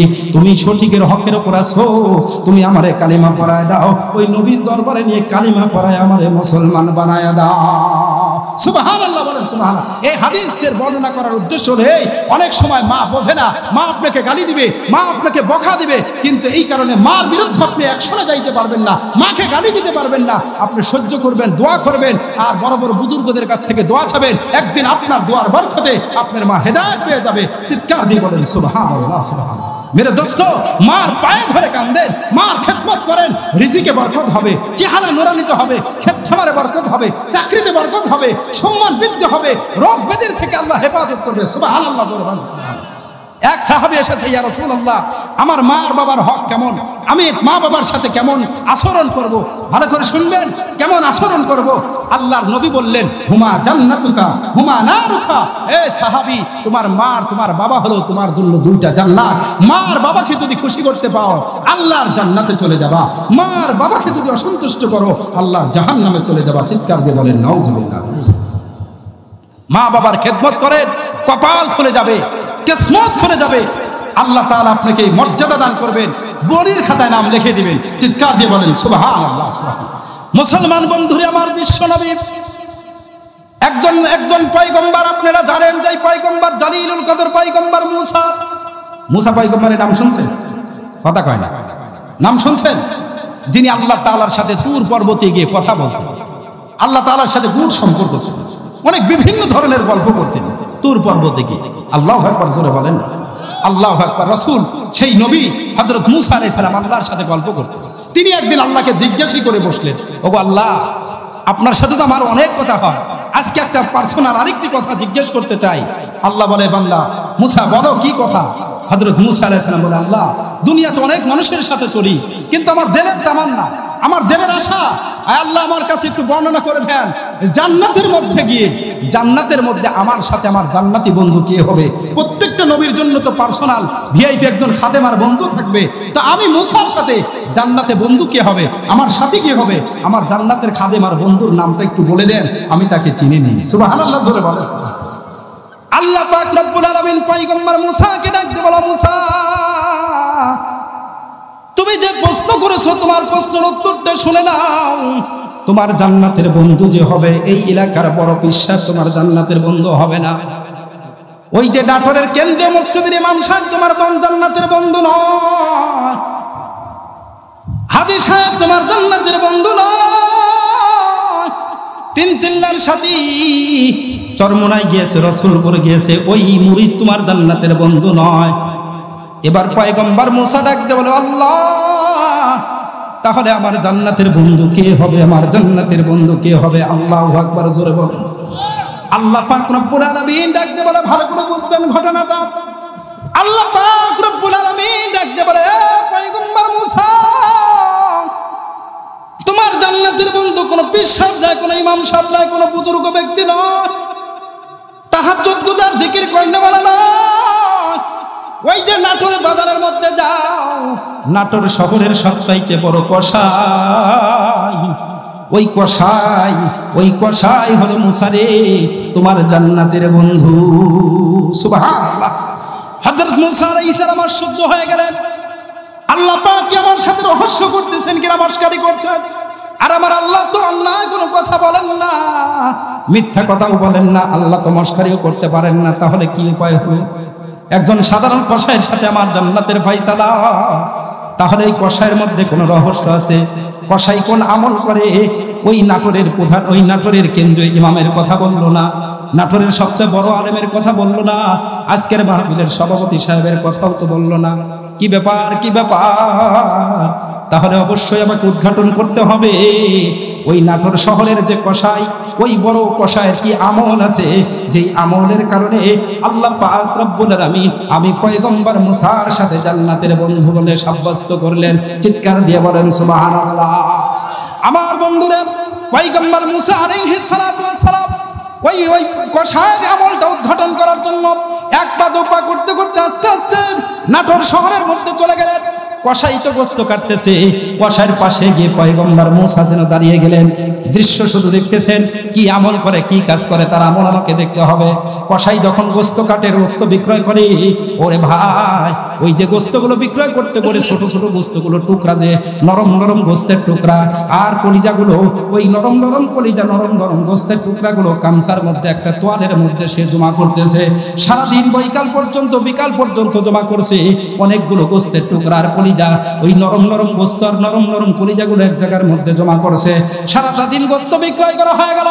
এবার কসাই বাড়ির দিকে রওনা দিল, নামাজ আদায় করলো, বাড়ির দিকে যখন রওনা দেয় রাত্র হয়ে গেল, গভীর রাত। আমার ভাইরে, কসাইয়ের মা ঘুমায় পড়েছে, কসাইয়ের বিবি ঘুমায় পড়ছে, কলিজার টুকরা সন্তানরা ঘুমায় পড়ছে, কিন্তু কসাই বাড়ির মধ্যে গিয়ে ওই বিবির সাথে কোনো খবর নাই, বিবিকে ডাক দেয় না, কলিজার টুকরা সন্তানদেরকেও ডাক দিল না।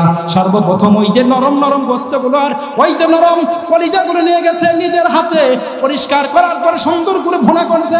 ভুনা করার পর ওই কলিজার টুকরা সন্তানকে আগে খাওয়ায় নাই, মহাব্বতের বিবিকেও ডাক দেয় নাই, মার ঘরের মধ্যে আগে চলে গেল, ডাক দিয়ে বলো মা, ও নাটুরের ভাই, মাকে ডাক দেওয়ার সঙ্গে সঙ্গে মা ডাক দে বলো, সন্তান আমি এখন পর্যন্ত ঘুমাই নাই রে সন্তান, তুমি আসবা, আমাকে মা বলে ডাক দিব, আমি জানি, আয় আয় ও সন্তান, আমি জাগ্রতে আছি। ওই কসাই এবার ঘরের মধ্যে ঢুকে গেল। পয়গম্বর মুসা সব কিছু দেখতেছেন। ঘরের মধ্যে যাওয়ার পরে ওই যে নরম নরম গোস্ত আর ওই যে সুন্দর কলিজাগুলো ভুনা করছে, ওইগুলো একটা একটা করে মার মুখের মধ্যে উঠায় দেয়। আরে জনম দুঃখিনী মা ওই একটা একটা গোস্তগুলো খায়, পেট ভর্তি হয়ে গেল, তৃপ্তি হয়ে গেল। এবার কসাই ঘর থেকে যখন বের হয়, ওই কসাইয়ের মা দোকানে হাত আসমানের দিকে তুলে উচ্চ আওয়াজে ডাক দিয়ে তাহাজ্জুদের সময় ডাক দিয়ে বলে, আল্লাহ, ও আসমানের মালিক আমার আল্লাহ, আমার সাথে জোরে আওয়াজ করে আল্লাহ ডাক দেন, আল্লাহ, আরো জোরে বলেন আল্লাহ। কসাইয়ের মা ডাক দিয়ে বলে, আল্লাহ, আমি কসাইয়ের মা বলতেছি, আল্লাহ, আমার সন্তানের আচরণ আর ব্যবহারে আমি খুশি হয়ে গেছি, আমার অন্তর ঠান্ডা হয়ে গেছে। আল্লাহ, আমি তোমার কাছে একটা দরখাস্ত করি, আমার এই সন্তানকে এই জগতের পয়গম্বর ওই মুসা পয়গম্বরের সাথে তুমি জান্নাতের বন্ধু বানায় দিও। চিৎকার দিয়ে বলেন সুবহানাল্লাহ। খেদমতে হেমা দার পে দার কুন সুবহ শাম, খেদমতে হেমা দার পে দার কুন সুবহ শাম, তাকে বাসি দর্দ আলম নে গোলাম, তাকে বাসি দর্দ আলম নে গোলাম। জোরে জোরে বলেন মারহাবা।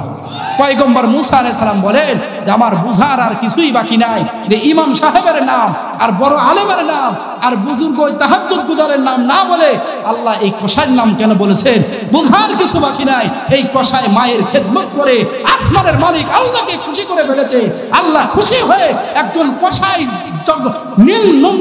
নিম্নমানের ব্যক্তি হওয়ার পরেও আমি পয়গম্বরের সাথে জান্নাতের মেহমান হয়ে গেছে, জান্নাতি বন্ধু হয়ে গেছে। সুবহানাল্লাহ, সুবহানাল্লাহ জোরে বলেন না। মার খেদমত করবো তো ভাই, একটু কথা বলেন, বাবার খেদমত করবো তো ইনশাল্লাহ, আমরা রাজি আছি তো? আল্লাহ পাক সবাইকে তাওফিক দান করেন, বলেন আমিন। আরো জোরে বলেন না আমিন। আল্লাহর রাসূল বলেছেন মা বোনদের সম্পর্কে একটা হাদিস, আল্লাহর নবী বলেন, আল মারআতু ইদা সাল্লাত খামসাহা ওয়া সামাত শাহরাহা ওয়া আহসানাত ফারজাহা ওয়া আতাআত বালাহা ফালতাদখুল মিন আইয়্যা আবওয়াবিল জান্নাতি শাআত। মা বোনরা ভালো করে শুনে, যেই মহিলা 5 ওয়াক্ত নামাজ পড়বে, রমজান মাসে রোজা রাখবে, আর পর্দার মধ্যে থাকবে, আহসানাত ফারজাহা লজ্জাস্থানের হেফাজত করবে তথা পর্দার মধ্যে থাকবে, ও আতাআত বালাহা 4 নম্বর হলো স্বামীর খেদমত করবে, স্বামীর আনুগত্য করবে, স্বামীর সন্তুষ্ট অর্জন করবে, ফালতাদখুল মিন আইয়্যা আবওয়াবিল জান্নাতি শাআত। রাসূল বলেন এই 4 আমল করেনেওয়ালা মহিলা মৃত্যুর পরে জান্নাতের 8টা দরজার যে কোনো দরজা দিয়ে জান্নাতে প্রবেশ করবে। চিৎকার দিয়ে বলেন সুবহানাল্লাহ। এজন্য মা বোনদেরকে বলি, মা 5 ওয়াক্ত নামাজ আমাদের মা বোনরা পড়ে, রমজান মাসের রোজা আমাদের মা বোনরা রাখে, কিন্তু শেষের 2টা আমলের মধ্যেই যত ভেজাল, কথা কোন ঠিক কিনা? ও আকসারাত ফারজাহা, রাসূল বলেন লজ্জাস্থানের হেফাজত করতে হবে তথা পর্দার মধ্যে থাকবে। এই পর্দার মধ্যে থাকার বিধানটা কার বলেন তো? আর জোরে বলেন না কার? আল্লাহ বলেন অকরনা ফি বুয়ুতিকুন্না, হে মা বোনদেরকে বলে পর্দার প্রথম স্তর অকরনা ফি বুয়ুতিকুন্না, তোমরা ঘরের মধ্যে থাকবা, ঘরের মধ্যে থেকে বাহিরে বের হওয়া যাবে না, এটাই হলো পর্দার প্রথম স্তর। কিন্তু আমাদের প্রয়োজন আছে, বাবার বাড়ি যেতে হয়, ডাক্তারের কাছে যেতে হয়, মামলা হলে কোর্টে যেতে হয়, তাহলে আমাদের তো বাহিরে যেতে হবে। রাসূল বলেন আজিনালা কুন্নান তাখরুজনা লিহাজাতিকুন্না, হ্যাঁ বাহিরে যাওয়ার অনুমতি আছে। তাহলে পর্দার প্রথম হুকুম হলো ঘরের মধ্যেই থাকতে হবে, বাইরে যাওয়া যাবে না। বিশেষ প্রয়োজনে রাসূল বলেছেন অনুমতি আছে, তবে অনুমতি আছে মানে বোরকা ছাড়া। আবার বোরকা পরলেও টাইট ফিটিং, বাপরে বাপ নির্লজ্জ বেহায়া হয়ে টাইট ফিটিং এমন কাপড় পরছে যে গোপন অঙ্গগুলো পর্যন্ত ভেসে ওঠে, এইভাবে বের হওয়া যাবে না। আল্লাহ বলেন ওয়ালা তাবাররাজনা তাবাররুজাল জাহিলিয়াতিল উলা, হে মহিলারা শোনো, জাহিলি যুগের অশ্লীল মহিলাদের মতো বেহায়াপনা নির্লজ্জতা হয়ে তোমরা তোমাদের সৌন্দর্যকে প্রদর্শন করে বাহিরে বের হইতে পারবে না। কেন? আল্লাহ রাসূলের হাদিস, আল মারআতু আওরাতুন ফাইদা খারাজাত ইস্তাশফাহা শাইতান। ও দোস্ত ভালো করে শোনেন, মা বোনরা শোনেন, মহিলারা হলো ঘরের মধ্যে থাকার জিনিস। বলেন মহিলারা কোথায় থাকার জিনিস? আরো জোরে বলেন কোথায়? মহিলারা ঘরের মধ্যে থাকার জিনিস। আল্লাহর রাসূল বলেন ঘরের মধ্যে থাকার জিনিস যখন ঘরের মধ্যে না থেকে বাহিরে বের হয়, ইস্তাশফাহা শাইতান, শয়তান তখন তারে আরো সৌন্দর্য করে তুলে ধরে, এত সুন্দরী করে তুলে ধরে, তার দিকে উঁকি মারতে থাকে। আর যুবককে গিয়ে বলে, যুবক দেখ যুবতী যাচ্ছে, জিনিস যাচ্ছে, ইফতিজিন কর। জোরে বলেন না নাউজুবিল্লাহ, আর জোরে বলেন না নাউজুবিল্লাহ। তখনই যুবকদের মাথা নষ্ট হয়ে যায়, কি রে সুন্দরী নারী যাইতেছে, ওর চোখের পর্দা তখন করতে পারে না, শয়তানের ওয়াসওয়াসায় আরো সুন্দরী করে দেখায়, তখনই যুবকরা ইফতিজিং শুরু করে, এক পর্যায়ে ধর্ষণের শিকার হয়। আজকে সারা বাংলাদেশের স্লোগান ধর্ষণকে না বলি, ইফতিজিংকে না বলি। ও দোস্ত আমি বলি ধর্ষণ আর ইফতিজিংকে না বলি বলে ধর্ষণ আর ইফতিজিং বন্ধ করা যাবে না। ধর্ষণ আর ইফতিজিং যদি বন্ধ করতে হয়, আল্লাহর কোরআনের আইন বাস্তবায়ন করেন, অকরনা ফি বুয়ুতিকুন্না, ঘরের মধ্যে থাকতে হবে, বাহিরে হলে ইউদনিনা আলাইহিন্না মিন জালাবিবিহিন্না, মাথা থেকে পা পর্যন্ত টোটালটা পর্দা দিয়ে ঢেকে তারপরে বের হলে তাহলে ইফতিজিং থাকবে না, ধর্ষণ থাকবে না। কথা বলেন ঠিক না ব্যাটি? এ ভাই ভালো করে বোঝেন, এই যে চলন বিলের শুটকি মাছ, শুটকি মাছ বোঝেন তো? শুটকি মাছ যদি বিড়ালের সামনে রাখেন, আর বিড়ালকে যদি বলেন বিড়াল তোমার সামনে শুটকি মাছ রাখলাম, যদি খাও তাহলে লাঠি দেখো, লাঠি দিয়ে বাইরে তোমার মাথা ফাটায় ফেলে, বলুন তো বিড়াল কি কিছু মানবে? আরে কথা বলেন না, কে মানবে? বিড়াল কিছু সময় চিন্তা করবে, যে লাঠি দেখাইছে এই লাঠি দিয়ে যদি বাড়ি দেয় তাহলে আমার মাথাই ফেটে যাবে। আল্লাহু আকবার, কিছু সময় অপেক্ষা করবে, কিন্তু যখন ওই শুটকির ঘাম বিড়ালের নাকের মধ্যে ঢুকবে, আল্লাহু আকবার, এবার আর বিড়ালের হুঁশ নাই, বলবে লাঠি কেন? আমারে যদি পুলিশ দিয়ে ধরায়, ওই নাটোর থানায় ঢুকায়, জেলখানায় দেয়, ফাঁসির কাস্টে দেয়, দিক ফাঁসির কাস্টে যাইতে রাজি, কিন্তু এই শুটকির ঘাম আমার সহ্য হয় না, শুটকি আমি খাবো না। কথা কয় না? শুট করে ছাড়তে রাজি নাই, ফাঁসির কাস্টে ঝুলবে, জেলখানায় যাবে, কিন্তু শুটকি ছাড়বে না। দুনিয়ার মানুষ শুনে নাও, যে সমস্ত ভাইরা ইফতিজিং আর ধর্ষণকে না বলি বলো, অথচ পর্দার বিধানের খবর নাই, ভালো করে শুনে রাখো, পর্দার বিধানকে লঙ্ঘন করে ইফতিজিং আর ধর্ষণকে না বলি, এর ব্যাখ্যা হলো শুটকি মাছকে বিড়ালের সামনে রেখে, বিড়ালের সামনে শুটকি রেখে বিড়ালকে লাঠির ভয় দেখায়, যেরকম শুটকিকে বিড়ালের থেকে নিরাপদ রাখতে পারবে না, পর্দার বিধানকে লঙ্ঘন করে এদেশের যুবকের হাত থেকে, রিকশাওয়ালার হাত থেকে, বোকাটির হাত থেকে আমাদের যুবতীদেরকে, আমাদের মাদেরকে ইফতিজিং আর ধর্ষণের এই গজব থেকে রক্ষা করা যাবে না। কথা বলেন ঠিক না ব্যাটি? সম্ভব না। যদি ধর্ষণ আর ইফতিজিং বন্ধ করতে হয়, সর্বপ্রথম যে জিনিসটা করতে হবে সেটা হলো আমাদের মা বোনদেরকে পর্দার মধ্যে রাখতে হবে। এই বিধানটা কার? আর জোরে বলেন না কার? মুসলমান বন্ধুরা আমার কথাগুলো দিল থেকে বোঝার চেষ্টা করবেন। আপনার বিবিকে যদি পর্দার মধ্যে রাখেন, আপনার বোনকে যদি পর্দার মধ্যে রাখেন, তাহলে শুধু আপনার বিবি আর বোনই নাজাত পাবে তাই নয়, আপনিও মুক্তি পেয়ে যাবেন।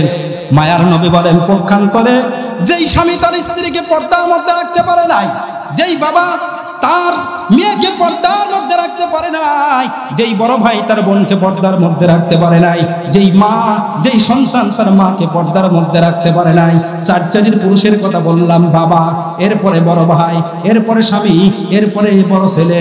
ও বস্তরে আমার দোস্ত ভালো করে বুঝবেন, এই চার শ্রেণীর মানুষ, এদের অধীনস্থ সন্তান, এদের অধীনস্থ বিবি, মেয়ে, ছেলে, এদেরকে যারা পর্দার মধ্যে রাখবে না, আল্লাহর পয়গম্বর বলেন ওই মহিলা তো জাহান্নামে যাবে যাবে। এই বাবা, এই বড় ভাই, বড় ছেলে এবং স্বামী, চারজনই আল্লাহর জাহান্নামের আসামি হয়ে যাবে। বলেন নাউজুবিল্লাহ। আমার বন্ধুরে শুধু তাই না, আপনার বিবি যদি পর্দার মধ্যে থাকে, আপনার বিবির পেটের মধ্যে আনোয়ার শাহ কাশ্মীরি নয় হবে, জগতের আল্লামা আহমদ শফি রহমাতুল্লাহ আলাইহি তৈরি হবে, এই যে নাটোরের বড় আলেম তৈরি হবে, বুজুর্গ আল্লাহওয়ালা তৈরি হবে আমার বন্ধুরে। কিন্তু এই পর্দার মধ্যে যদি না থাকে, এই পেট আর পিঠ যদি অন্য মানুষ দেখে, তাহলে কোনো উপায় থাকবে না। আপনার পেটের মধ্যে যোগ্য সন্তান তৈরি হবে না, বুজুর্গ তৈরি হবে না, সালমান শাহ তৈরি হবে, আনোয়ার শাহ কাশ্মীরি, হুসাইন আহমদ মাদানী, ওই শাহজালাল রহমাতুল্লাহ আলাইহি, বুজুর্গ আল্লাহওয়ালা আপনার পেটের মধ্যে তৈরি হবে না। খাজা মঈনুদ্দিন চিশতি রহমাতুল্লাহ আলাইহি, খাজা মঈনুদ্দিন চিশতি রহমাতুল্লাহ আলাইহি যখন ভারতবর্ষে এসেছেন, আমার বন্ধুরে কালিমার দাওয়াত দিচ্ছেন, কালিমার দাওয়াত দেয় খাজা মঈনুদ্দিন চিশতি রহমাতুল্লাহ আলাইহি। কালিমার যখন দাওয়াত দেয়, তিনি দাওয়াত দেওয়ার সঙ্গে সঙ্গে হাজার হাজার লক্ষ লক্ষ মানুষ কালিমা পড়ে মুসলমান হয়ে যায়। খাজা মঈনুদ্দিন চিশতি রহমাতুল্লাহ আলাইহি এই দৃশ্য দেখে তিনি আশ্চর্য হয়ে গেলেন। আমি কালিমার দাওয়াত দেওয়ার সঙ্গে সঙ্গে সবাই কালিমা পড়ে মুসলমান হয়ে যায়। খাজা মঈনুদ্দিন চিশতি তার মার কাছে গিয়ে বলে, মা, ও মা, আল্লাহ পাক রব্বুল আলামিন আমার কথার মধ্যে এত বরকত দান করেছেন, আমার আল্লাহ আমার কথার মধ্যে এত নূর দান করেছেন, এত শক্তি দান করেছেন, ইমানি পাওয়ার দিয়েছেন, আল্লাহ এত কারামতি দিয়েছেন। আমি মানুষকে কালিমার দাওয়াত দিলে সঙ্গে সঙ্গে মানুষ কালিমা পড়ে মুসলমান হয়ে যায়। সুবহানাল্লাহ জোরে বলেন। খাজা মঈনুদ্দিন চিশতির মা, খাজা মঈনুদ্দিন চিশতির মা ডাক দিয়ে বলে, সন্তান, ওই যে ভারতবর্ষের তুমি কালিমার দাওয়াত দাও আর সবাই কালিমা পড়ে মুসলমান হয়ে যায়, এটা তোমার কারামতি না ও খাজা মঈনুদ্দিন চিশতি, এটা খাজা মঈনুদ্দিন চিশতির কারামতি নয়। খাজা মঈনুদ্দিন চিশতি বলে, মা, তার কারামতি। খাজা মঈনুদ্দিন চিশতির মা বলে, সন্তান, এটা হলো আমি খাজা মঈনুদ্দিন চিশতির মায়ের কারামতি। মারহাবা জোরে বলেন মারহাবা। খাজা মঈনুদ্দিন চিশতি বলে, মা, কেমনে করে আপনার কারামতি? আমি দাওয়াত দেই মানুষ মুসলমান হয়, কারামতি হইলে আমার হবে, আপনার কেমনে কারামতি হয়? খাজা মঈনুদ্দিন চিশতির মা ডাক দিয়ে বলে, সন্তান, ভালো করে শোনো, কেন আমার কারামতি? এবার ভালো করে শোনো ও পর্দার আড়ালের মা, আমলগুলো ভালো করে শুনবেন মা।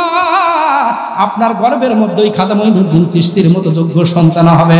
খাজা মঈনুদ্দিন চিশতির মা ডাক দিয়ে বলে, সন্তান, যেদিন থেকে তুমি আমার গর্বের মধ্যে এসেছো, আমি জীবনে কোনোদিনও হারাম খাই নাই, আগের থেকেও খাই নাই, কিন্তু তুমি যখন গর্বে এসেছো ওই দিন থেকে তার জীবনেও না, আমি কোনোদিন হারাম খাই নাই, আমি সবসময় হালাল খেয়েছি, আমি সবসময় হালাল খেয়েছি। 1 নাম্বার, সবসময় আমি হালাল খাইলাম।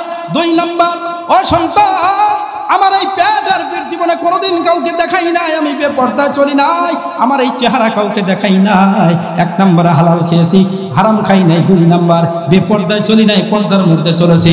3 নম্বরের আমল হলো, ও মা, ভালো করে শোনেন, খাজা মঈনুদ্দিন চিশতির মা ডাকতে বলে, সন্তান, তুমি আমার পেটের মধ্যে আসার পর, তুমি যখন দুনিয়াতে এসেছো, দুনিয়াতে আসার পরে তুমি আমার স্তনে দুধ পান করেছো।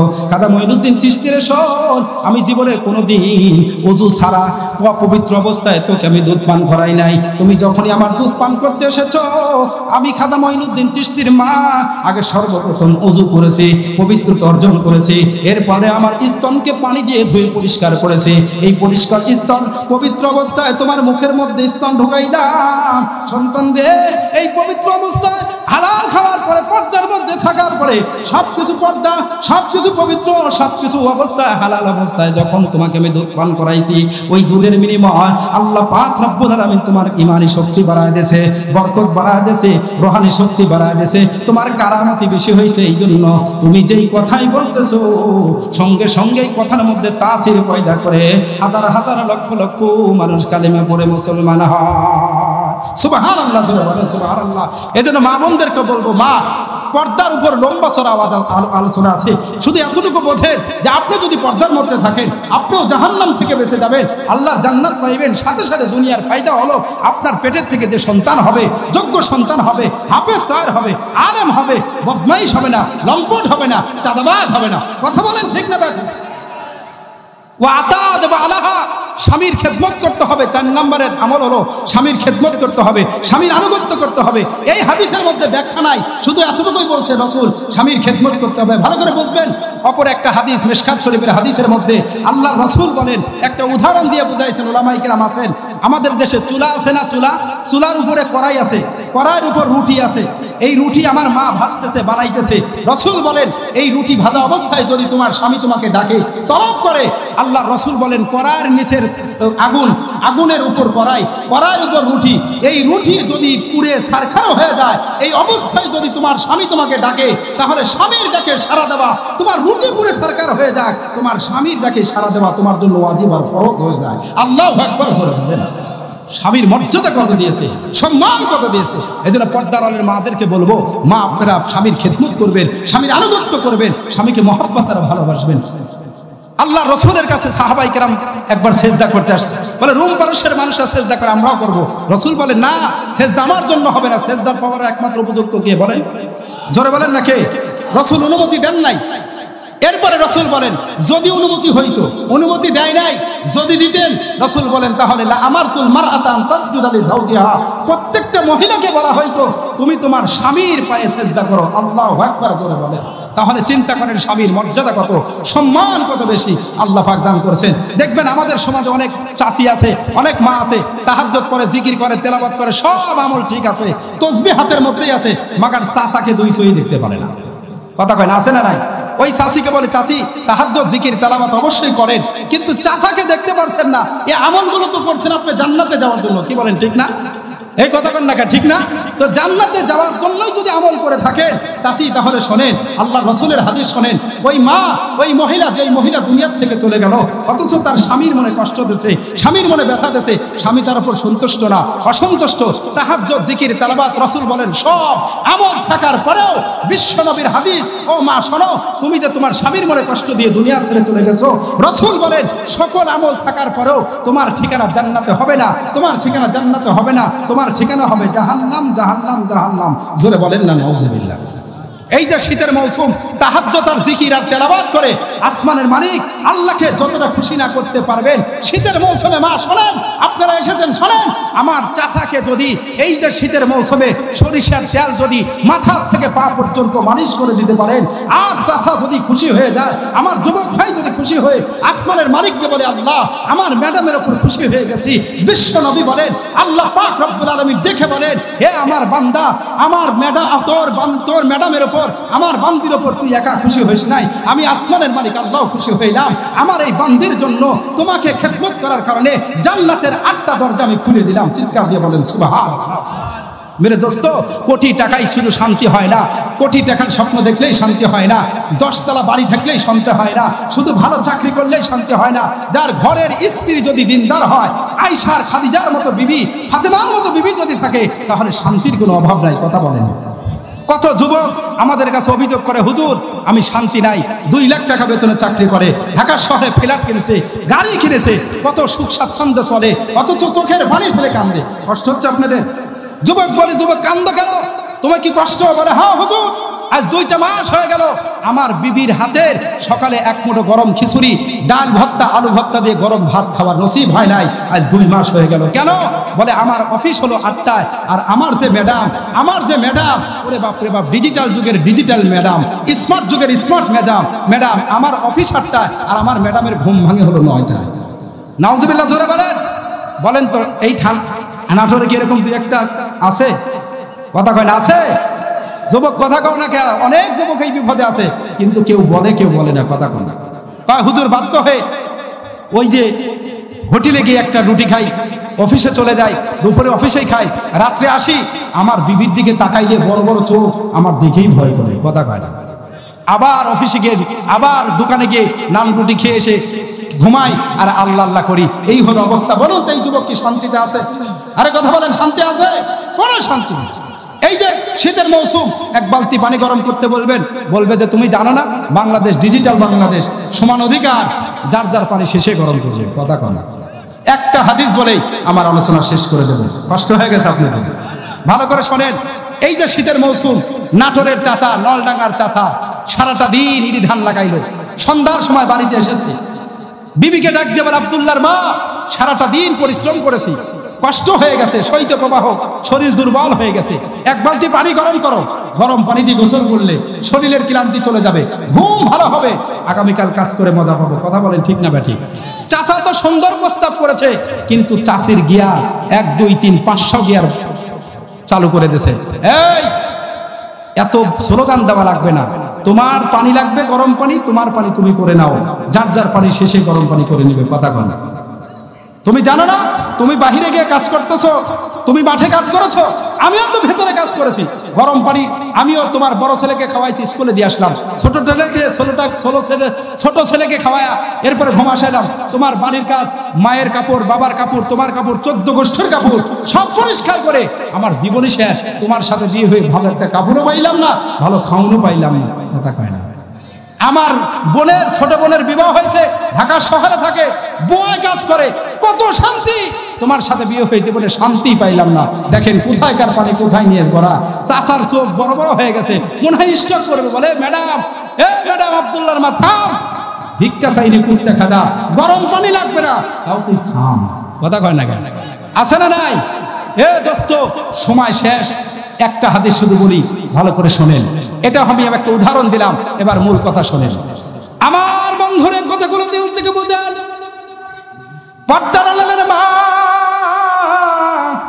আপনাদের সম্পর্কে বেশি আলোচনা করতে পারলাম না, এই শেষ মুহূর্তে একটা হাদিস বলে যাই, ভালো করে শোনো মা। এইটা তো আপনার নাটক আর ঢাকার শহরের রিপোর্ট। যে গরম পানি করতে বলছে তখনই বলে যে সমান অধিকারের স্লোগান। ওরে দোস্ত ভালো করে শোনো, ভালো করে শোনো। আল্লাহর পয়গম্বরের বিবি আম্মা জান আয়েশা রাদিয়াল্লাহু তাআলা আনহার এবার একটা রিপোর্ট শুনে নাও।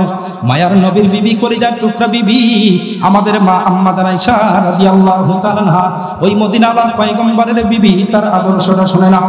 ও নলডাঙ্গা নাটোরের মা, এই হাদিসটা শোনার পরে গো মা, আপনি আয়েশার আদর্শ গ্রহণ করবেন, আয়েশার আদর্শ গ্রহণ করবেন। আল্লাহ পাক রব্বুল আলামিন ওই আয়েশার সঙ্গে আপনাকে জান্নাত দান করবে। আল্লাহর পয়গম্বর গোসল করবেন, নবী কিন্তু বলেন না আয়েশা আমার জন্য তুমি পানি গরম করে দাও রে আয়েশা, আমার জন্য পানি গরম করে দাও। নবী কিন্তু বলেন নাই যে পানি গরম করে দাও। চাচা কিন্তু বলেছিলেন পানি গরম করে দাও, তাও গরম করে দেয় নাই। আর বিশ্ব নবী কিন্তু বলেন নাই যে গরম করে দাও। আম্মা জান আয়েশা রাদিয়াল্লাহু তাআলা আনহা বিশ্ব নবীর মেজাজ বুঝতেন, বিশ্ব নবীর মেজাজ বুঝতেন। সঙ্গে সঙ্গে আম্মা জান আয়েশা রাদিয়াল্লাহু তাআলা আনহা বিশ্ব নবী গোসল করবেন বুঝতে পারছেন, তাড়াহুড়া করে চলে গেলেন। এক বালতি পানি গরম করলেন। ওরে দোস্ত, এক বালতি পানি গরম করার পর মায়ার নবীর বিবি আম্মা জান আয়েশা রাদিয়াল্লাহু তাআলা আনহা টুল বিছায় দিলেন। টুল বিছানোর পর বিশ্ব নবীকে ডাক দিয়ে বলে, পয়গম্বর আপনি টুলের উপরে বসবেন, আমি আয়েশা আমার নিজের হাতে এই গরম পানিগুলো আপনার শরীরের মধ্যে ঢেলে ঢেলে আমি নিজ হাতে আপনার গোসল করায় দেব। বলেন সুবহানাল্লাহ। বিশ্ব নবী গোসল করার জন্য টুলের উপরে বসলেন। আল্লাহর পয়গম্বর টুলের উপরে বসেছেন। আম্মা জান আয়েশা রাদিয়াল্লাহু তাআলা আনহা নিজ হাতে ওই যে গরম পানিগুলো বদ্দার মধ্যে করে শরীরের মধ্যে ঢেলে ঢেলে মেসেজ করা করে আল্লাহর পয়গম্বরকে গোসল করা দেয়, গোসল করা দেয়। আল্লাহর নবী বড় আরামের সাথে, আসানের সাথে গোসল করতেছেন। আমার বন্ধুরে গোসল করার মধ্যে, গোসলের মাঝখানে হঠাৎ করে গোসলের পানির মধ্যে লক্ষ্য করে দেখে, আল্লাহর পয়গম্বর লক্ষ্য করে দেখে গোসলের পানির সাথে রক্তের মতো কি যেন ভেসে যায়, রক্তের মতো কি যেন ভেসে যায়। মায়ার নবী আমার ডাকতে বললে, আয়েশা গোসলের পানির সাথে কি ভেসে যায় রে আয়েশা, গোসলের পানির সাথে কি ভেসে যায়? আম্মা জান আয়েশা রাদিয়াল্লাহু তাআলা আনহা বললেন, ওগো পয়গম্বর গোসলের সাথে পানি না, গোসলের সাথে রক্তের মতো না, রক্তের মতো নয়, ওই গোসলের পানির সাথে আমি আয়েশার শরীরের তাজা রক্ত গোসলের পানির সাথে ভেসে যায়। নবী আমার বললেন, আয়েশা আমি বুঝতে পারলাম না, তুমি সব কথা খুলে বলো। আম্মা জান আয়েশা রাদিয়াল্লাহু তাআলা আনহা এই কথা বলার পর বিশ্বনবী আম্মা জান আয়েশা রাদিয়াল্লাহু তাআলা আনহা তখন বললেন, পয়গম্বর গো, আপনি যখন গোসল করার জন্য টুলের উপর বসতেছিলেন, অসতর্কতার দরুন ওই টুলের পায়ের নিচে আমার পায়ের আঙ্গুল একটা পড়ে যায়, আমার পায়ের একটা আঙ্গুল টুলের পায়ের নিচে পড়ে যায়। ওই টুলের পায়ের নিচে আঙ্গুল পড়ার সঙ্গে সঙ্গে আমার আঙ্গুল ফেটে যায়, জখম হয়ে যায়। ওই জখম থেকে রক্তগুলো বের হয়ে গোসলের পানির সাথে ভেসে যায়। ওগো পয়গম্বর, এইটা হলো আমার শরীরের তাজা রক্ত। আল্লাহর পয়গম্বর আম্মা জান আয়েশার বিবরণ শোনার পর সঙ্গে সঙ্গে মনটা খারাপ হয়ে গেল। রাসূলের চোখ দিয়ে পানি বের হয়ে গেল। রাসূল আমার সঙ্গে সঙ্গে টুলের উপর থেকে দাঁড়ায় গেলেন, থুতু মুখের থেকে থুতু বের করলেন, লালা বের করলেন, আম্মা জান আয়েশার জখমের মধ্যে লাগা দিলেন, রক্তটা বন্ধ হয়ে গেল। এরপরে বিশ্বনবী ডাক দিয়ে বলে, আয়েশা, আয়েশা রে, তোমার এত কষ্ট হয়েছে, এতক্ষণ পর্যন্ত তুমি কষ্ট পেয়েছো, তুমি আরো আগে কেন বলো নাই? আরো আগেই বলতো, আমি আরো আগেই টুলের উপর থেকে দাঁড়ায় যাইতাম, তাহলে তো তোমার এত কষ্ট হইতো না, তাহলে তোমার এত কষ্ট হইতো না। এ আমার নাটোরের মা, পর্দারের মা, বোন, ভালো করে শুনবেন বোন। আম্মা জান আয়েশা কি জবাবটা দিলেন, তার আদর্শটা কত সুন্দর। আম্মা জান আয়েশা বলে, পয়গম্বর, এ তো আমি আয়েশার পায়ের একটা আঙ্গুল ফেটে গেছে, একটা আঙ্গুল, আঙ্গুল নয়, আঙ্গুল নয়, আমি আয়েশার যদি কলিজাও ফেটে যায়, রক্ত বের হয়ে যদি আমি মরেও যাই, তারপরেও আমার স্বামী যিনি খুশি হইলে, আমার স্বামী খুশি হইলে আমি জান্নাতে যাব। আমার স্বামী যদি নারাজ হয়, আমি অসন্তুষ্ট হয়, আমার ঠিকানা হবে জাহান্নাম। আমার সেই স্বামী বিশ্ব নবীকে এই টুলের উপর থেকে আমি দাঁড়াইতে বলতে পারি না। আল্লাহু আকবার, জোরে বলেন আল্লাহু আকবার। মেরে দোস্ত, এটা ছিল হলো আম্মা জান আয়েশার আদর্শ। এরকম খাদিজার আদর্শ আছে, ফাতেমার আদর্শ আছে, বিশ্ব নবীর আদর্শ আছে। একদিনে সব আলোচনা করাও যায় না, বিক্ষিপ্ত আলোচনা হয়ে গেছে। যাই হোক, আমরা যে আলোচনাগুলো শুনলাম, আমরা রসুলের আদর্শ মেনে চলবো, রসুলের কথাগুলো মেনে চলবো। আর আমাদের মা বোনদেরকে বলি, আপনারা খাদিজা, আয়েশা, ফাতেমার এই কথাগুলো, আদর্শগুলো শুনে শুনে আমাদের জীবনে যদি বাস্তবায়ন করি, আর আমাদের মা বোনদের যদি পর্দার মধ্যে যদি রাখি, আর আমরা যুবকরা যদি মা আর বাবার খেদমত করি, মোটামুটি যেই কথাগুলো হলো, আল্লাহ পাক যদি আমাদের এই কথাগুলো আমল করার তৌফিক দান করেন, ইনশাআল্লাহ ইনশাআল্লাহ আশা করা যায় যে ইনশাআল্লাহ আমাদের এই নলডাঙ্গার এই বিপ্রুল এলাকায় ইনশাআল্লাহ একটা সুন্দর সমাজ হবে। মা বোনরা পর্দা থাকবে, স্বামীর খেদমত করবে, স্বামীরাও রাসূলের আদর্শ মেনে বিবিদেরকে মহব্বত করবে, ভালোবাসবে, বিবিদেরকে মহব্বত করবে, ভালোবাসবে।